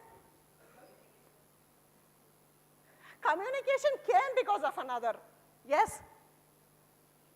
Huh? What is it? Laziness. No, I think we could have never progressed because of laziness. No, never. And we cannot afford to be lazy now with this kind of climate change. Definitely not. Electricity, you almost answered here. It's the understanding that everything is made up of atoms. I am an amalgamation of atoms, walking together, moving in a different way, moving in a beautifully sequential way, right? And each one of us have a distinctive way the atoms are formed within you. That's why each one of you is unique, right? DNA. Okay, you all heard about DNA, right? It's the understanding of how atoms are arranged in matter. that has transformed this world. That has transformed this world. Okay? Of course, atom was formed. Atom was, a lot of people, Kepler, Niels Bohr, a lot of people debated on how it would. They first thought it was a planetary system, but then it would not sustain. They understood that nucleus, the positive and neutral neutrons and protons are in the center, and you have electrons. But to understand itself, how this, it was not about protons and neutrons in the center, which was controversial. It was about how these electrons are moving around this huge, heavy nucleus. That was the core of the controversy at that time. Okay? And actually the person who created the controversy was not able to accept the solutions given to him. You know who is it? Einstein. One of the greatest genius who lived on this earth. Right? He actually explained what is photoelectric effect. Anyone of you know what is photoelectric effect? There'll be a question. One of you will answer what is a photoelectric effect at the end of this. Okay? One question. Okay, so he explained, yes? Pardon? Yes, but there is more than that. What is the intensity with which they come out? Okay? So they could explain, that was what it is. They could explain that if you have a nucleus, electrons are arranged in orbitals of increasing energy. This discovery has transformed this world. I want you all to go and check, when was this? When was the exact way in which the atom is arranged is understood? This has made us create amazing materials. If you understand that, it was so, of course, understanding, hey, how many of you have watched Oppenheimer movie? How many of you? Very few, huh? Did you like it? Did you like it? The creator of atom bomb. Once you understand atom, please silence. Once you understand how an atom is created, how an atom is there, you can understand how to break and create it also. Right?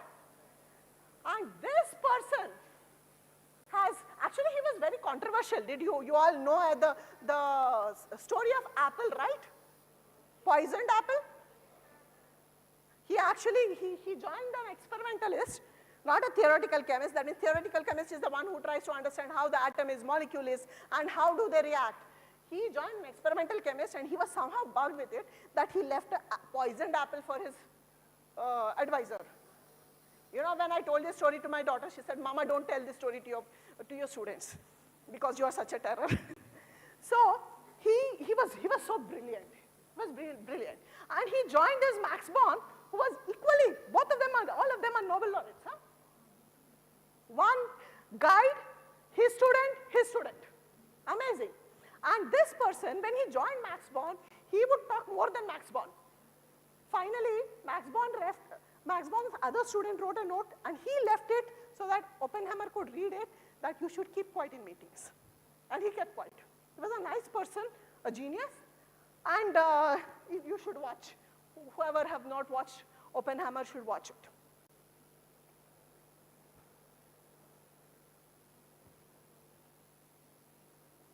Yeah. So once atom is understood, now how do these atoms interact? Okay? Can you tell me one of the strongest bonds? Some of you are from 12th. What is one of the strongest bonds? Hydrogen bond. Okay, any other bond? Okay, somebody said covalent bond, I liked it. Covalent bond, you know different kinds of bonds. One of my students who will follow up with this, at the end we'll talk about more bonds, okay? So there are very how the two atoms interact with each other is what explains how a material is. This material has different kind of bonding than this material, how these atoms interact with each other. That also makes distinctive materials. So mankind has understood what is an atom and how is it bound. And that's why I mean, he's one of the most famous physicists. Please go and read about him. Professor Richard Feynman, he's one of the greatest physicists who lived in the last century, okay? He has made a comment, you all watch these fiction movies, right? The earth is coming to an end, and you have 20 people to save somewhere in the cave, you hide all the distinctive species, right? So somebody asked him, if you had to transfer some information to the next generation, what would you transform? And he just said that everything is made up of atoms, and it is the way they bond with each other that makes the full difference. And now, once you understand atoms, and you understand electrons, and you understand how they arrange, and how they interact, this is a molybdenum atom, this is the oxygen, this is the hydrogen. You see at room temperature how it is moving. You heat it, they move in a different fashion. Once this understanding has come, man has made a distinctive change in his progress. We have all the technology thanks to this understanding of how atoms and electrons are. Next, I would like to introduce you to one of my junior colleague, Dr. Krati Joshi. She worked in this using computers to do chemistry, the question with which I started. So she is the best person to explain how she has used computers to make a difference in the chemical reactions.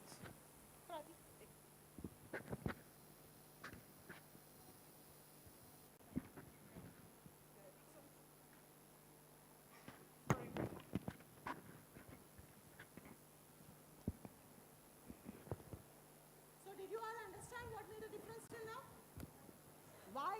You know, interestingly, all these discoveries were made in 1900. You know, at that time, we were fighting for our independence.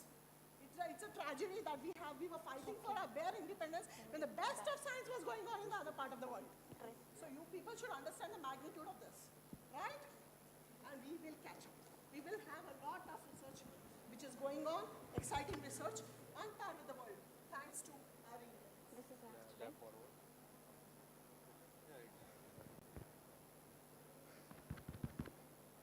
Hello everyone, am I audible? Thank you so much ma'am for the introduction. So I'm going to continue the journey here. So I'm going to show you some examples where you will be able to see that, how computer-aided simulations can help in replacing the Bunsen burner. Okay, so let's go with the first example.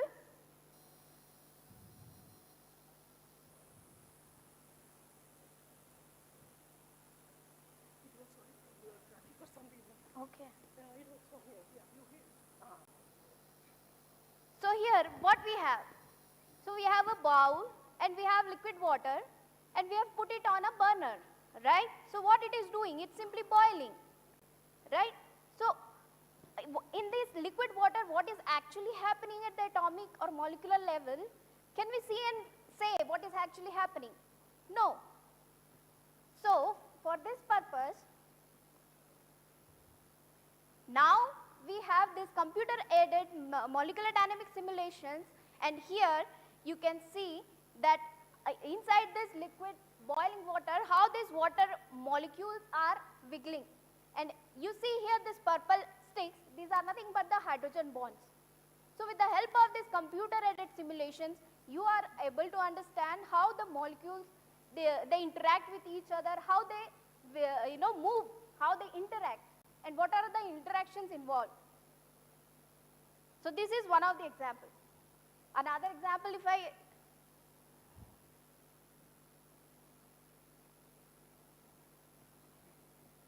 so what is this? Ice cubes, right? So just by looking at it, are you able to see that what is actually happening inside it? What is happening at the atomic or molecular level? No. So here comes the computer-aided technology. So here you can see as what is actually happening here is the freezing. As the temperature goes down, the molecules, if they go from a phase of disorderness towards the orderness, and here is a three-dimensional network of hydrogen bond, and that is how the freezing happens. And how we could understand this is with the help of computer-aided molecular dynamics. Right. So moving on, drop an atom, it's an imaginary world. Okay. So now let me come to another example. For example, here we have two different, actually two of the most popular allotropes of carbon, and that is graphene and fullerene. If you want to mix it together, and here it involves so much of experimental synthesis, so much of drama, exhaustion, then for, even if, at the end of the day, if you could synthesize it, after that, the process is again cumbersome. Okay, we have to go with the characterization. We have to see whether our material is formed or not, or what. So then again, for it, we have different techniques. We have to do a lot of analysis. For example, like XRD, Raman, UV. We have to do a lot of microscopy as well, TEM, SEM, and so many blah, blah, blah. Okay, so now the story continues.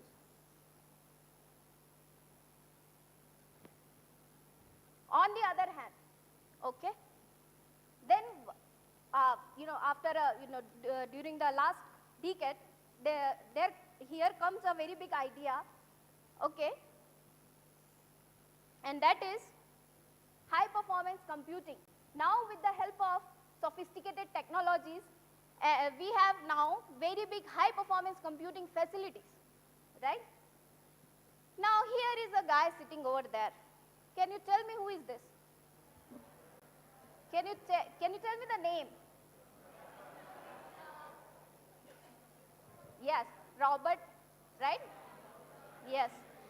So here in the movies, I think everyone must be fan of Marvel movies, right? Yeah, Quantum Mania, these, that. So in all those science fiction movies, what they show, actually, those big, sophisticated screens and a lot of, processes are happening, and then here is the guy who is, here is the guy sitting who can actually save the day with just a snap of the finger, but it's not just that. It's not that simple. So as I said that when we have the graphene, when we have two reactants together, when we do experiments, the process is very cumbersome. It takes a lot of energy, resources. On the other hand, if we have these kind of facilities, and with this kind of facilities, we could actually perform these simulations, and here you can easily see that when a drop, which is nothing but a fullerene, when it impacts a graphene sheet, it creates a kind of a wave. It's nothing but a bunch of electron density, a molecule with a electron density of its own. It's falling on, on a sheet which is having the electron density of its own. So the moment it interacts, it creates a kind of a wave. So to give you a simple example, I think so many of you must have played that game, when we go to our hometowns and all. So we have this still water, small ponds, and if we try to, throw stones in that, what it does? It creates a wave, right? So in the similar way, when we put that, when the fullerene, it impacts the graphene sheet, it creates a kind of a perturbation. It creates a wave. So all these things we can do with the help of computer-aided simulations.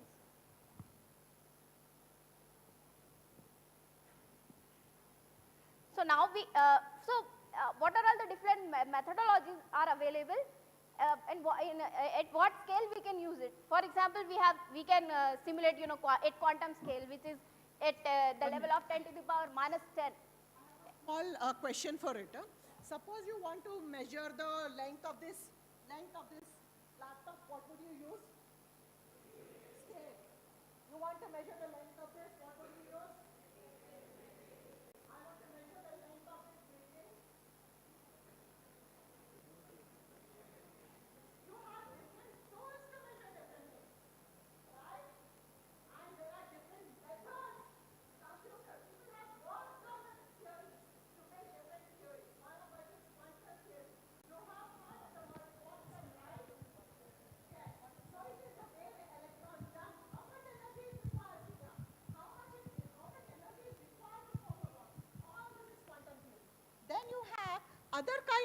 methods which will just tell like what Newton did, right? You have two balls and you have a spring between them. You will move it. How much energy is needed to break that spring? There are different methods to define and explain different things happening. Similarly, here also you need different methods to explain different phenomena, right?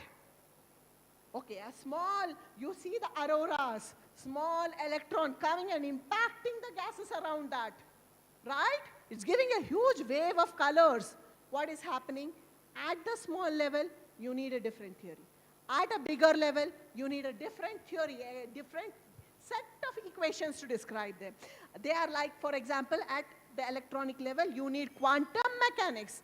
And at the atom level, how two atoms interact, you will need, for example, people are trying to understand how our transporter system works, how the transporters work in our brain, right? These all will require different kind of methods. So there are different kind of methods, and Krati will explain how they will work in together. It's always a teamwork, right? It's a teamwork here. She'll explain how they work. So, as ma'am said, so for different length scale, we need a different methodology. For example, if we want to simply understand molecules, here we can actually perform molecular dynamics. On the other hand, if as the structure goes bigger and bigger, we need different methodology, different computational architectures. But now the question is it possible to have a methodology to club all this together in a single approach? So that is what we term as multi-scale modeling.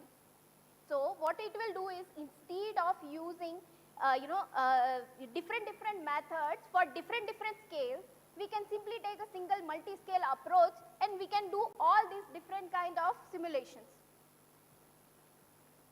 So in the similar direction, and here is the Nobel Prize in 2013. So for developing an interface, for developing a multi-scale simulation, these three scientists have got the Nobel Prize in chemistry for 2013. They have told how to run a relay race well. That's what it is. Transforming relay race, you hand over the baton, right? You do calculations, you understand how the electrons work, and you transport that understanding to a next level, and you say that these two atoms have a force constant, have this much tight spring with each other. They are tied with this much. You know that different springs, for example, the spring in the ball pen has a limited spring action, right? But some other springs have a bigger spring action, bigger action. So how different atoms are connected, how to transfer this information is what they have built, and it has done amazing things in the area of something called as computational chemistry. It is a way where you actually do chemistry with computers. So I hope with all these examples now you have got a perspective that with which you will be able to understand that yes, in the near future it is possible to actually take a leap, and then you can actually go from a possibility to a realization, and yes, we can actually remove the Bunsen burner with our computer aided simulations. And few examples which we have done in our lab, where we have actually performed the simulations and where experiments could have been reduced. That's what Pragya will go ahead with. Hello.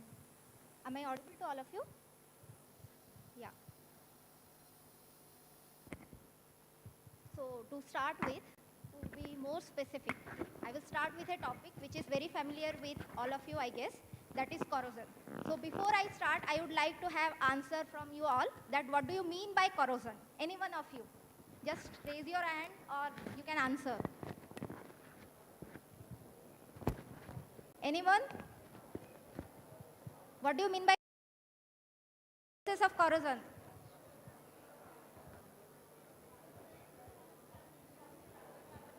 Somebody who answer, please raise your hands. No answer in random. One of you raise. Yes. What is corrosion? When oxygen reacts with iron, it gets spoiled, like technically. Yeah. So you it didn't is see not the only equation there, huh? You saw the equation there? Good. Yeah, so basically it is not only when oxygen reacts with iron, it can be any metal. When metal comes in contact with moisture or oxygen or water, it forms a layer, as a result of which it becomes inert to react with other metals. So that coating, we call it as corrosion. And it happens in our daily life, like everything. Like you have seen your corroded bicycle. Even here, few examples I have given. For example, the first one, that is a corroded cylinder.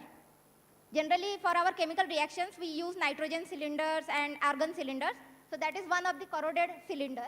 The second one is one of the best example, I think. Do you know the color of Statue of Liberty?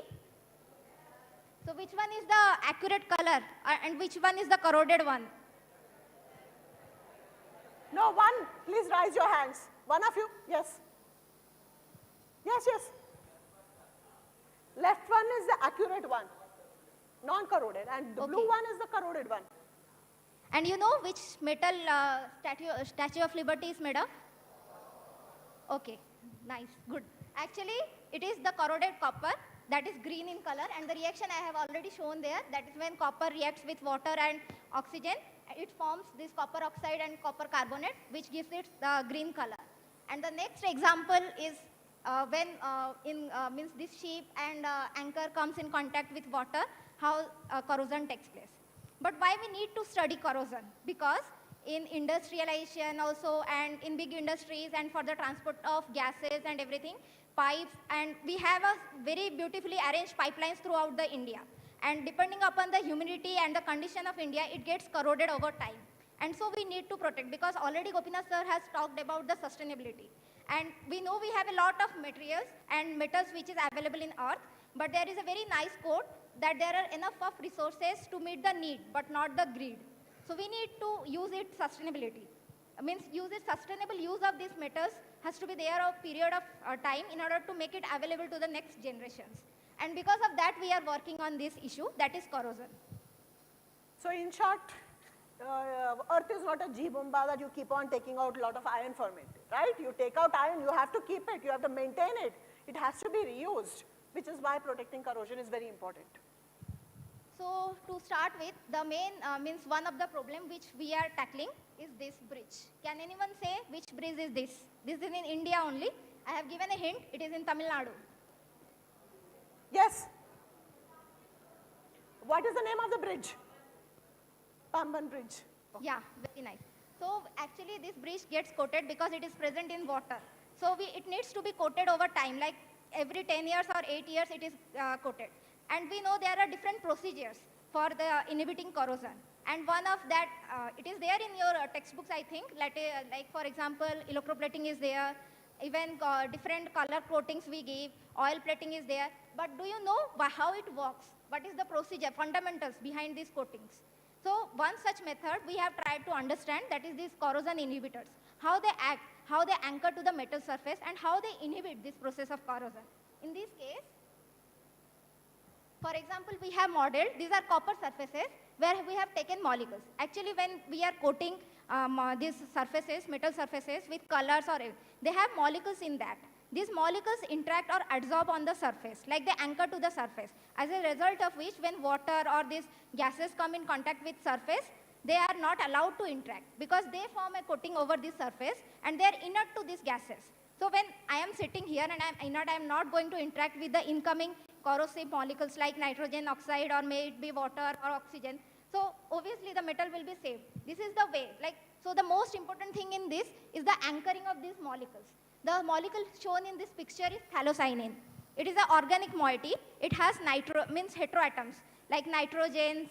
It can be functionalized also with different moieties. The most important role is played by this nitrogen because the nitrogen here anchors to the metal surface. As a result of which it forms very strong bond with this copper surface and it doesn't allow it to interact with the incoming gases like oxygen or water. This is one of the surface, and here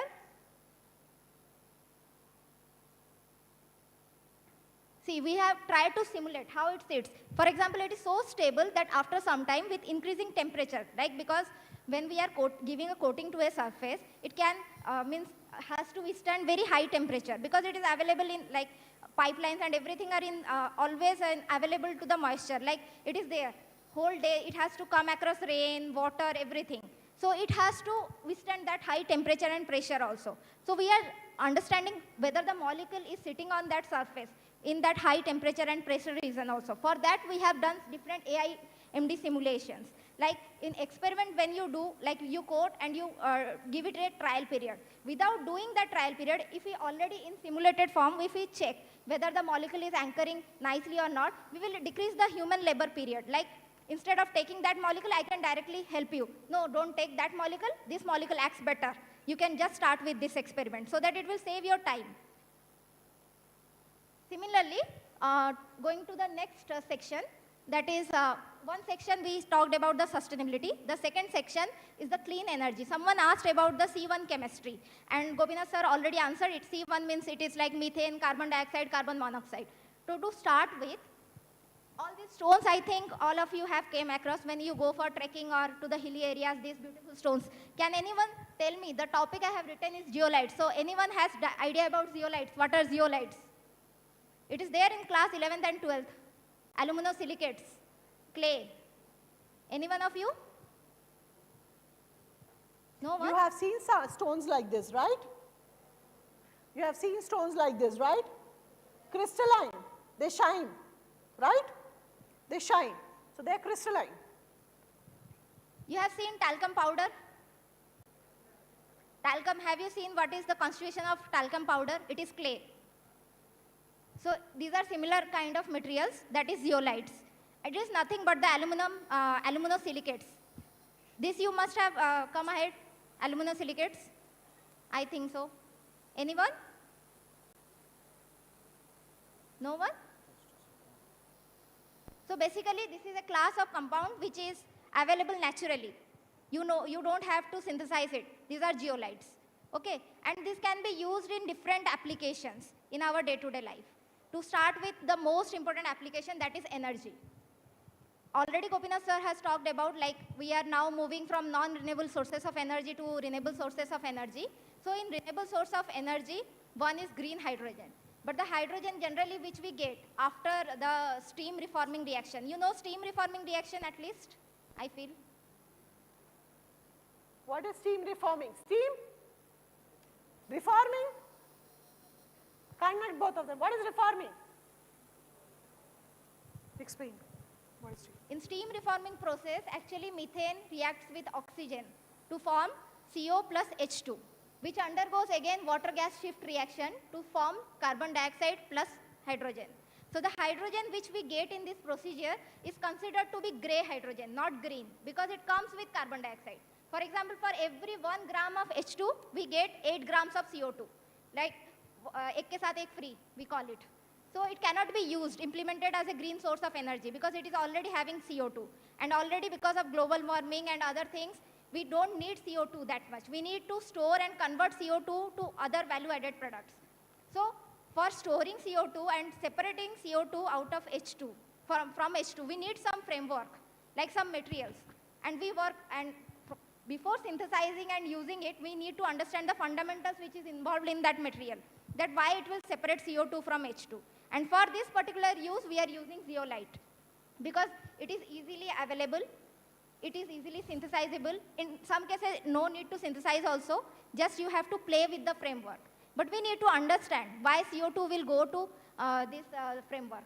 And it's actually, this whole story started with COVID. Because during COVID, we had shortage of oxygen cylinders. So we thought that why we are purchasing oxygen cylinders, rather than that we could make our own cylinders in order to supply.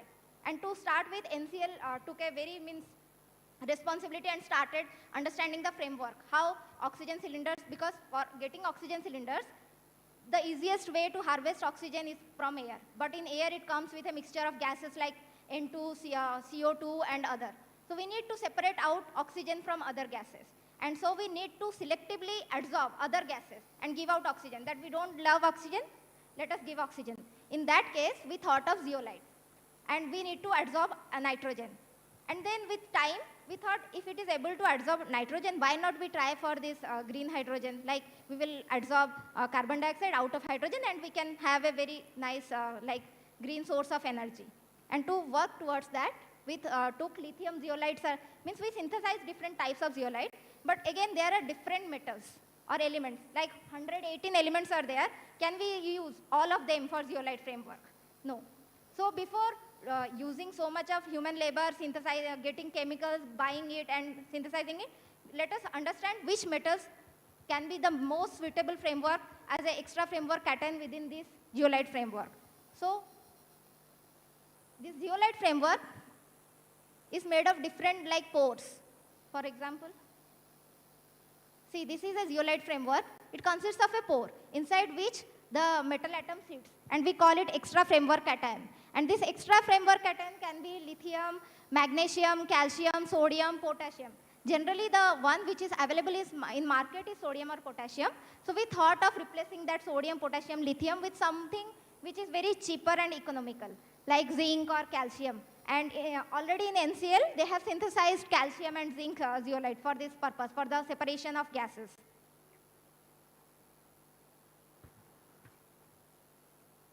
Just go to the simulation. Yeah, so these, it consists of this kind of cages. So better I will go directly. Yeah. See, you can see like here we give a mixture of gases, and how nicely, we can see when we simulate it, how nicely it forms bond with nitrogen. The blue molecule is nitrogen, and down one is your zeolite framework. So This is the extra framework cation within the zeolite framework, and how nicely it forms bond. Like again, it shouldn't be very strong bond, because we need to adsorb also, and we need to give out when we need, like for a storage purpose. Because we need to have some adsorption energy that shouldn't be very high, because if it reacts with the zeolite framework, then it will poison the catalyst or the framework. That's why. In the same way, see, here the oxygen is not sitting. Though we say that oxygen forms very good bond, but still then oxygen is not reacting. Rather than that, it is moving away from the zeolite framework. So this understanding gives us the idea that this extra framework cation can be a better one, and we can suggest the experimentalists who are working in this sector that go with this extra framework cation and you can synthesize as zeolite. Similar things we have done for CO2 also, in order to separate like CO2, CO and H2. So these are some small understandings, fundamental understandings how we computational chemists work towards the understanding of catalyst system or the frameworks before experimental people can work on that. That's all. So did you understand? Thank you, Pragya. Thank you so much. Do you all understand? Two problems which had been solved through computers. Using computers, how can we reduce the experiments? So finally, lastly, we have a small comment on how everything is connected to atom. The take-home message, how everything is connected to atom, and how the Asha, she is an RMIT Melbourne student. She will explain some concepts on atoms and how computers can help. Hi everyone, I hope I'm audible. Thank you, Pragya. Thank you, ma'am. My name is Asha Kiran. I have also worked on similar topics, but until and unless it comes to us, a lot of us actually don't feel like the importance of what we have been doing. Some one of you must be at the back of your mind, must be thinking, "Arey, ye kya karuga? Mere ko kya fayda? Corrosion se mere ko kya hota?" Someone must be thinking that, which is why I want to come to this topic where we'll be dealing with computers, where we try to understand our human body. Let's say when I'm hungry and I want to go to the canteen to eat food, what do I need? What do I need? Anyone? Please, can you please speak a bit louder? Just now you all had samosa, na? Samosa? I'm hungry. I want to go to the canteen and eat food. What do I need? Louder? Don't I need money? So I need money to get food from the canteen. Now, if I have my hands and I want to move my muscles, what do I need to do this? Energy. Do you know what is the currency for energy in our human body? What is the full form of ATP? Oh, very good. So what we are going to do is ATP, which is just a molecule, we want to use ATP and understand how the muscles move. At the end of the day, it's just a molecule which transfers an electron, and that is how your muscle reflex is moving. Again, you'll say, my muscle is moving, why do I need to learn anything more with computers? But do you know when this actually adds into value when you want to go into drugs? When we have fever, what medicine do you take? When you have fever, what medicine do we take? Paracetamol or aspirin. But when I have loose motion, can I take the same medicine? Why is that so? Because certain medicines don't work in the same way. You need certain different receptors. There's a particular term that you use in class 11 and 12 biology. Does anyone know the particular term? Raise your hands. You have chocolates for this. What is the terminology when a certain drug reacts with a receptor in the human body? What is that mechanism called? Something that starts with lock. Raise your hand. Shout it out loud. Very good. Give it a round of applause. That's the correct answer. So when you have something like lock and key mechanism, a particular drug will only work for a particular receptor. That is how you treat a particular illness. Now, let me go back to how drugs are certainly invented. When you try to bring a drug to a market, it actually goes through 4 trials. You have drug development, you have preclinical trials, clinical trials, and then you have regulatory approval. Drug development you can do with computers, you can do in your labs, anything. When it comes to the second part, which is preclinical trial, you know what happens? It's being tested on animals. How many of you are pet lovers? How many of you have pets? All of you have pets. Do you know on which animals are these drugs being tested? Mice? There's more? Rabbits? Good. More? Pardon? Yes? Cats? And even dogs. Now, is it ethical to test drugs on animals? And we all know it's not correct. So us, as younger generations, we should be moving towards all these preclinical trials into cells and computer simulations. And currently, a few industries are working on it. I would like to give a few names. I'm not advertising any names. There are certain companies called ProRelix, in situ trials, which are right now working on these preclinical trials only based on computers. So they don't work on animals. And once they know that the drug has been tested correctly, you give it to the clinical trial person who is already sick and who can benefit from it. So it's something that is beneficial for us, and as a research group, our lab is right now moving towards drug discovery, drug trials, and a bit of receptor study, which one of my junior, Bhavna, is working on it. And at the end of the day, I would like to conclude the talk by saying that we started with something called electrons, we started by studying atoms, and as we move progress forward, we're moving towards atoms, molecules, and even our human body. So at the end of the day, I hope all of you like this talk. So if anyone has any questions, please go forward. Thank you. Thank you, Asha.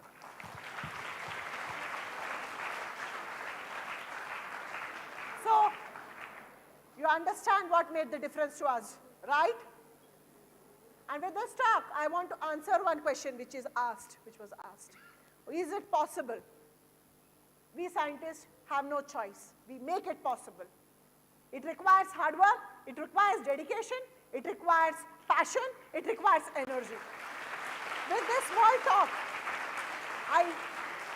thank you. With this small talk, I invite each one of you to discover the science. Science is a part of our everyday life. Just like art, just like you do a drawing, science is a part of life. Come on, join the scientific empowerment, scientific knowledge, and part of science. Thank you, all of you.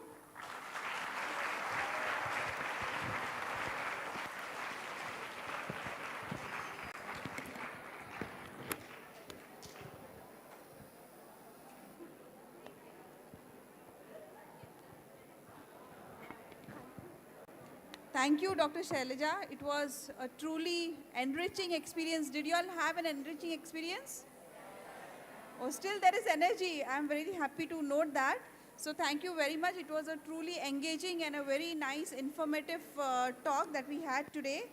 What I am going to suggest now as we come towards the end of it, I would like to thank each one of you, especially the students who came and recited the prayers here in the morning, and all other students who asked questions, who answered questions.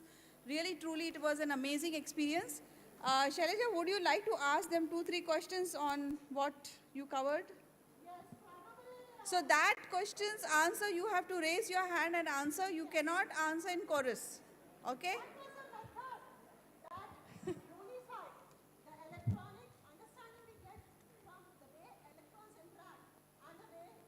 Atoms interact. We mentioned the method today. It got the Nobel Prize in 2013. Did any one of you note that method? What was the method that unified different theories? Yes. Yes. Multi-scale modeling. Super. That was what it is about. And please remember, this multi-scale modeling is going to change the future. Okay. Yeah. Was good. Second one. Can you come here? Come, yeah. Was good, huh?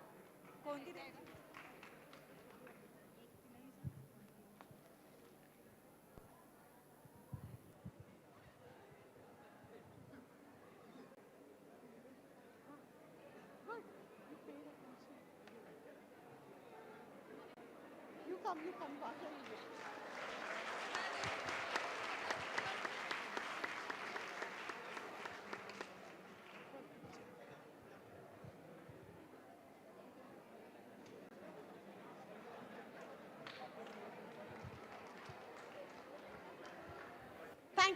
Thank you, enough.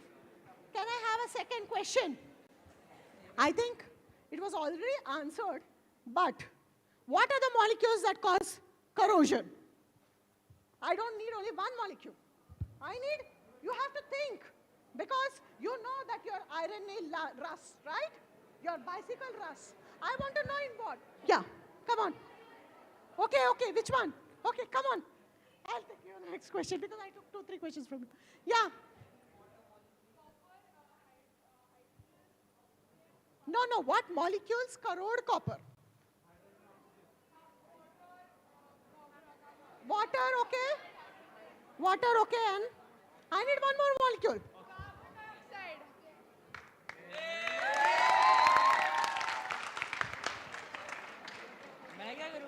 That was good because I didn't mention carbon dioxide. That was good. Silence, please. Silence. See, somebody getting doesn't mean anything. Somebody raised over here also, all of you know. It's just an encouragement.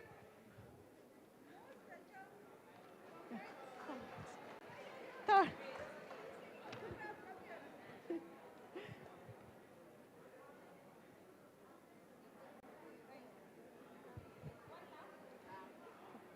One last question. Okay, we talked about the way to separate nitrogen to oxygen, and this material was synthesized in NCL and given to hospitals, okay? AIMS, one of the hospital, used a material which was called zeolites for separating nitrogen and other gases from the air. What is it made up of? And no, it's just not aluminum silicate. There is something else in it which separates the gases. Aluminum, oxygen, silicon form the framework. I missed yours, so come on.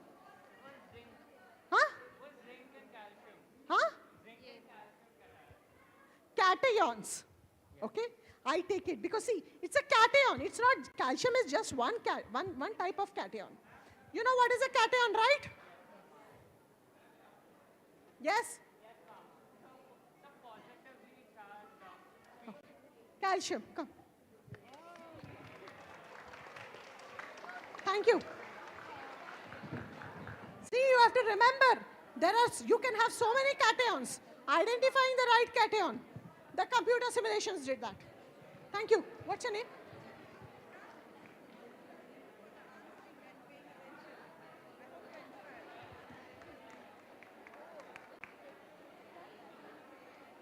I had a doubt about computation. You can come out. Thank you so much. I hope you all enjoyed, and I hope some of you will take science. I would call those 3 students. I have got these 3 chocolates to give them. So please call them now. Krati, Dr. Krati. Should we give them separately or what? Give them here. Dr. Krati, Dr. Pragya, and Asha. Shailaja students did a very good job, so a big hand to them. You know, my students are younger than me. So I thought they'll reach out much better to you all than I do. So actually we were not prepared, but yeah, your bigger chocolate is due on us, okay?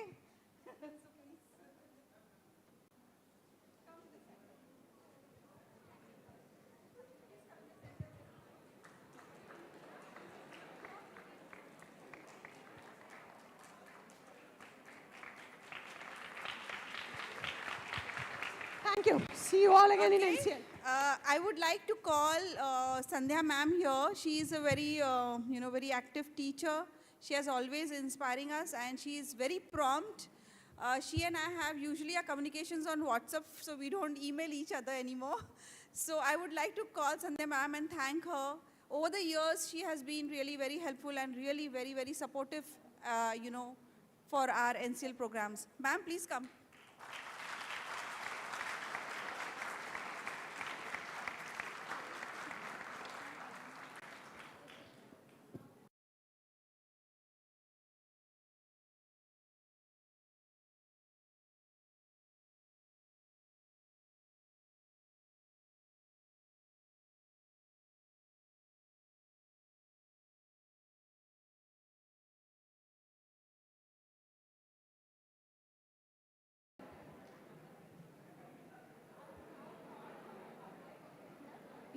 I would now call one of our guests, Professor Pramod.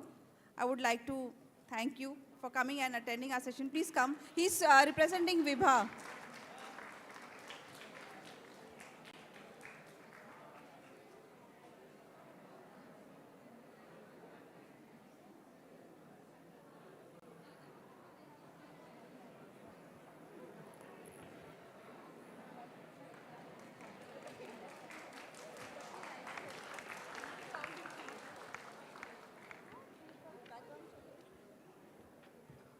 Hi everyone. I am Dr. Pramod Khandekar. Would like to talk about myself a few minutes.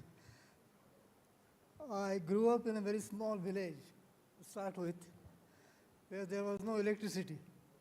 And in a very hard life, I undergone until 15 or 16 years till I did my matriculation.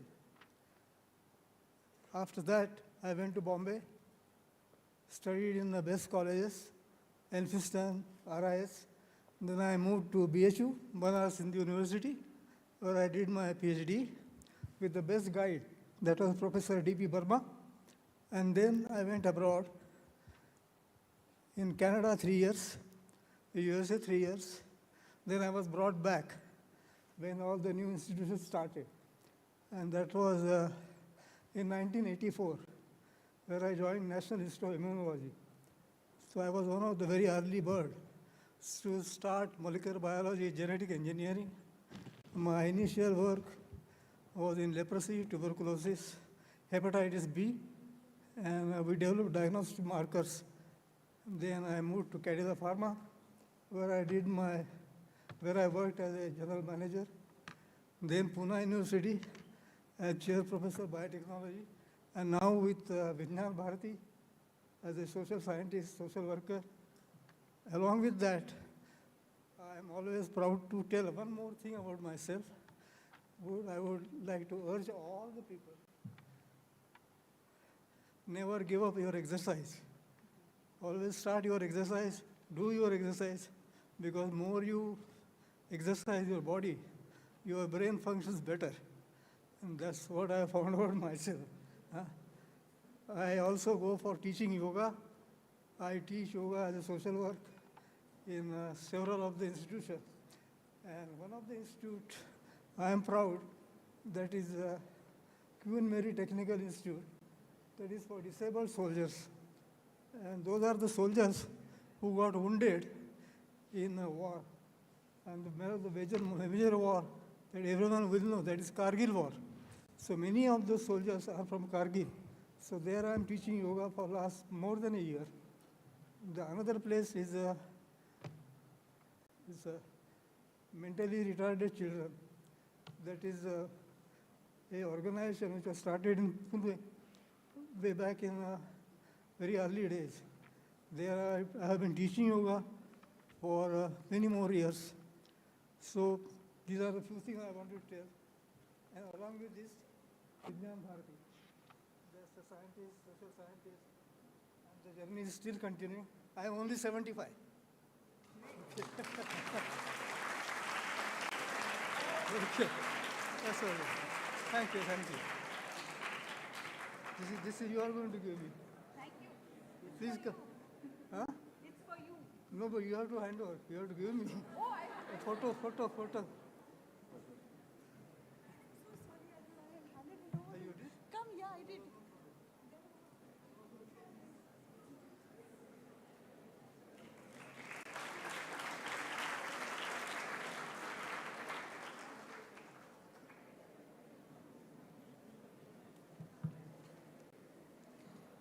Okay, so we come towards the end of our program. Thank you, students. Thank you to all the 9 schools who have come here.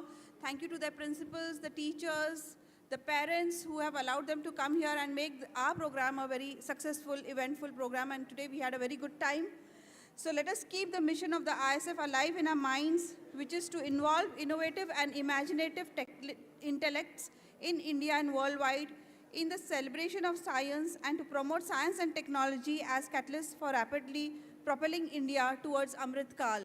And I'm sure you will have a lot of things today to take home. What is NCL? What are the contributions? What we had a lesson, a talk now about the Bunsen burner and how the role of computers help in that. We also had a very enriching experience, and we know what are the activities in the IISF today. So we go home with a lot of values, lot of thoughts, lot of ideas, and we leave a very good legacy of science temperament in our minds. So thank you for that. And now I would like you all to stand in your seats. We will take one photograph here for all of us, okay? We will be sending you these photographs, the photograph gallery, we will sending it to you. But please right now stand up where you are. Probably, the sides of the students can come closer to fill the gap, and then we will come. So this part of the, the students can join them, and that part can join them. So please join.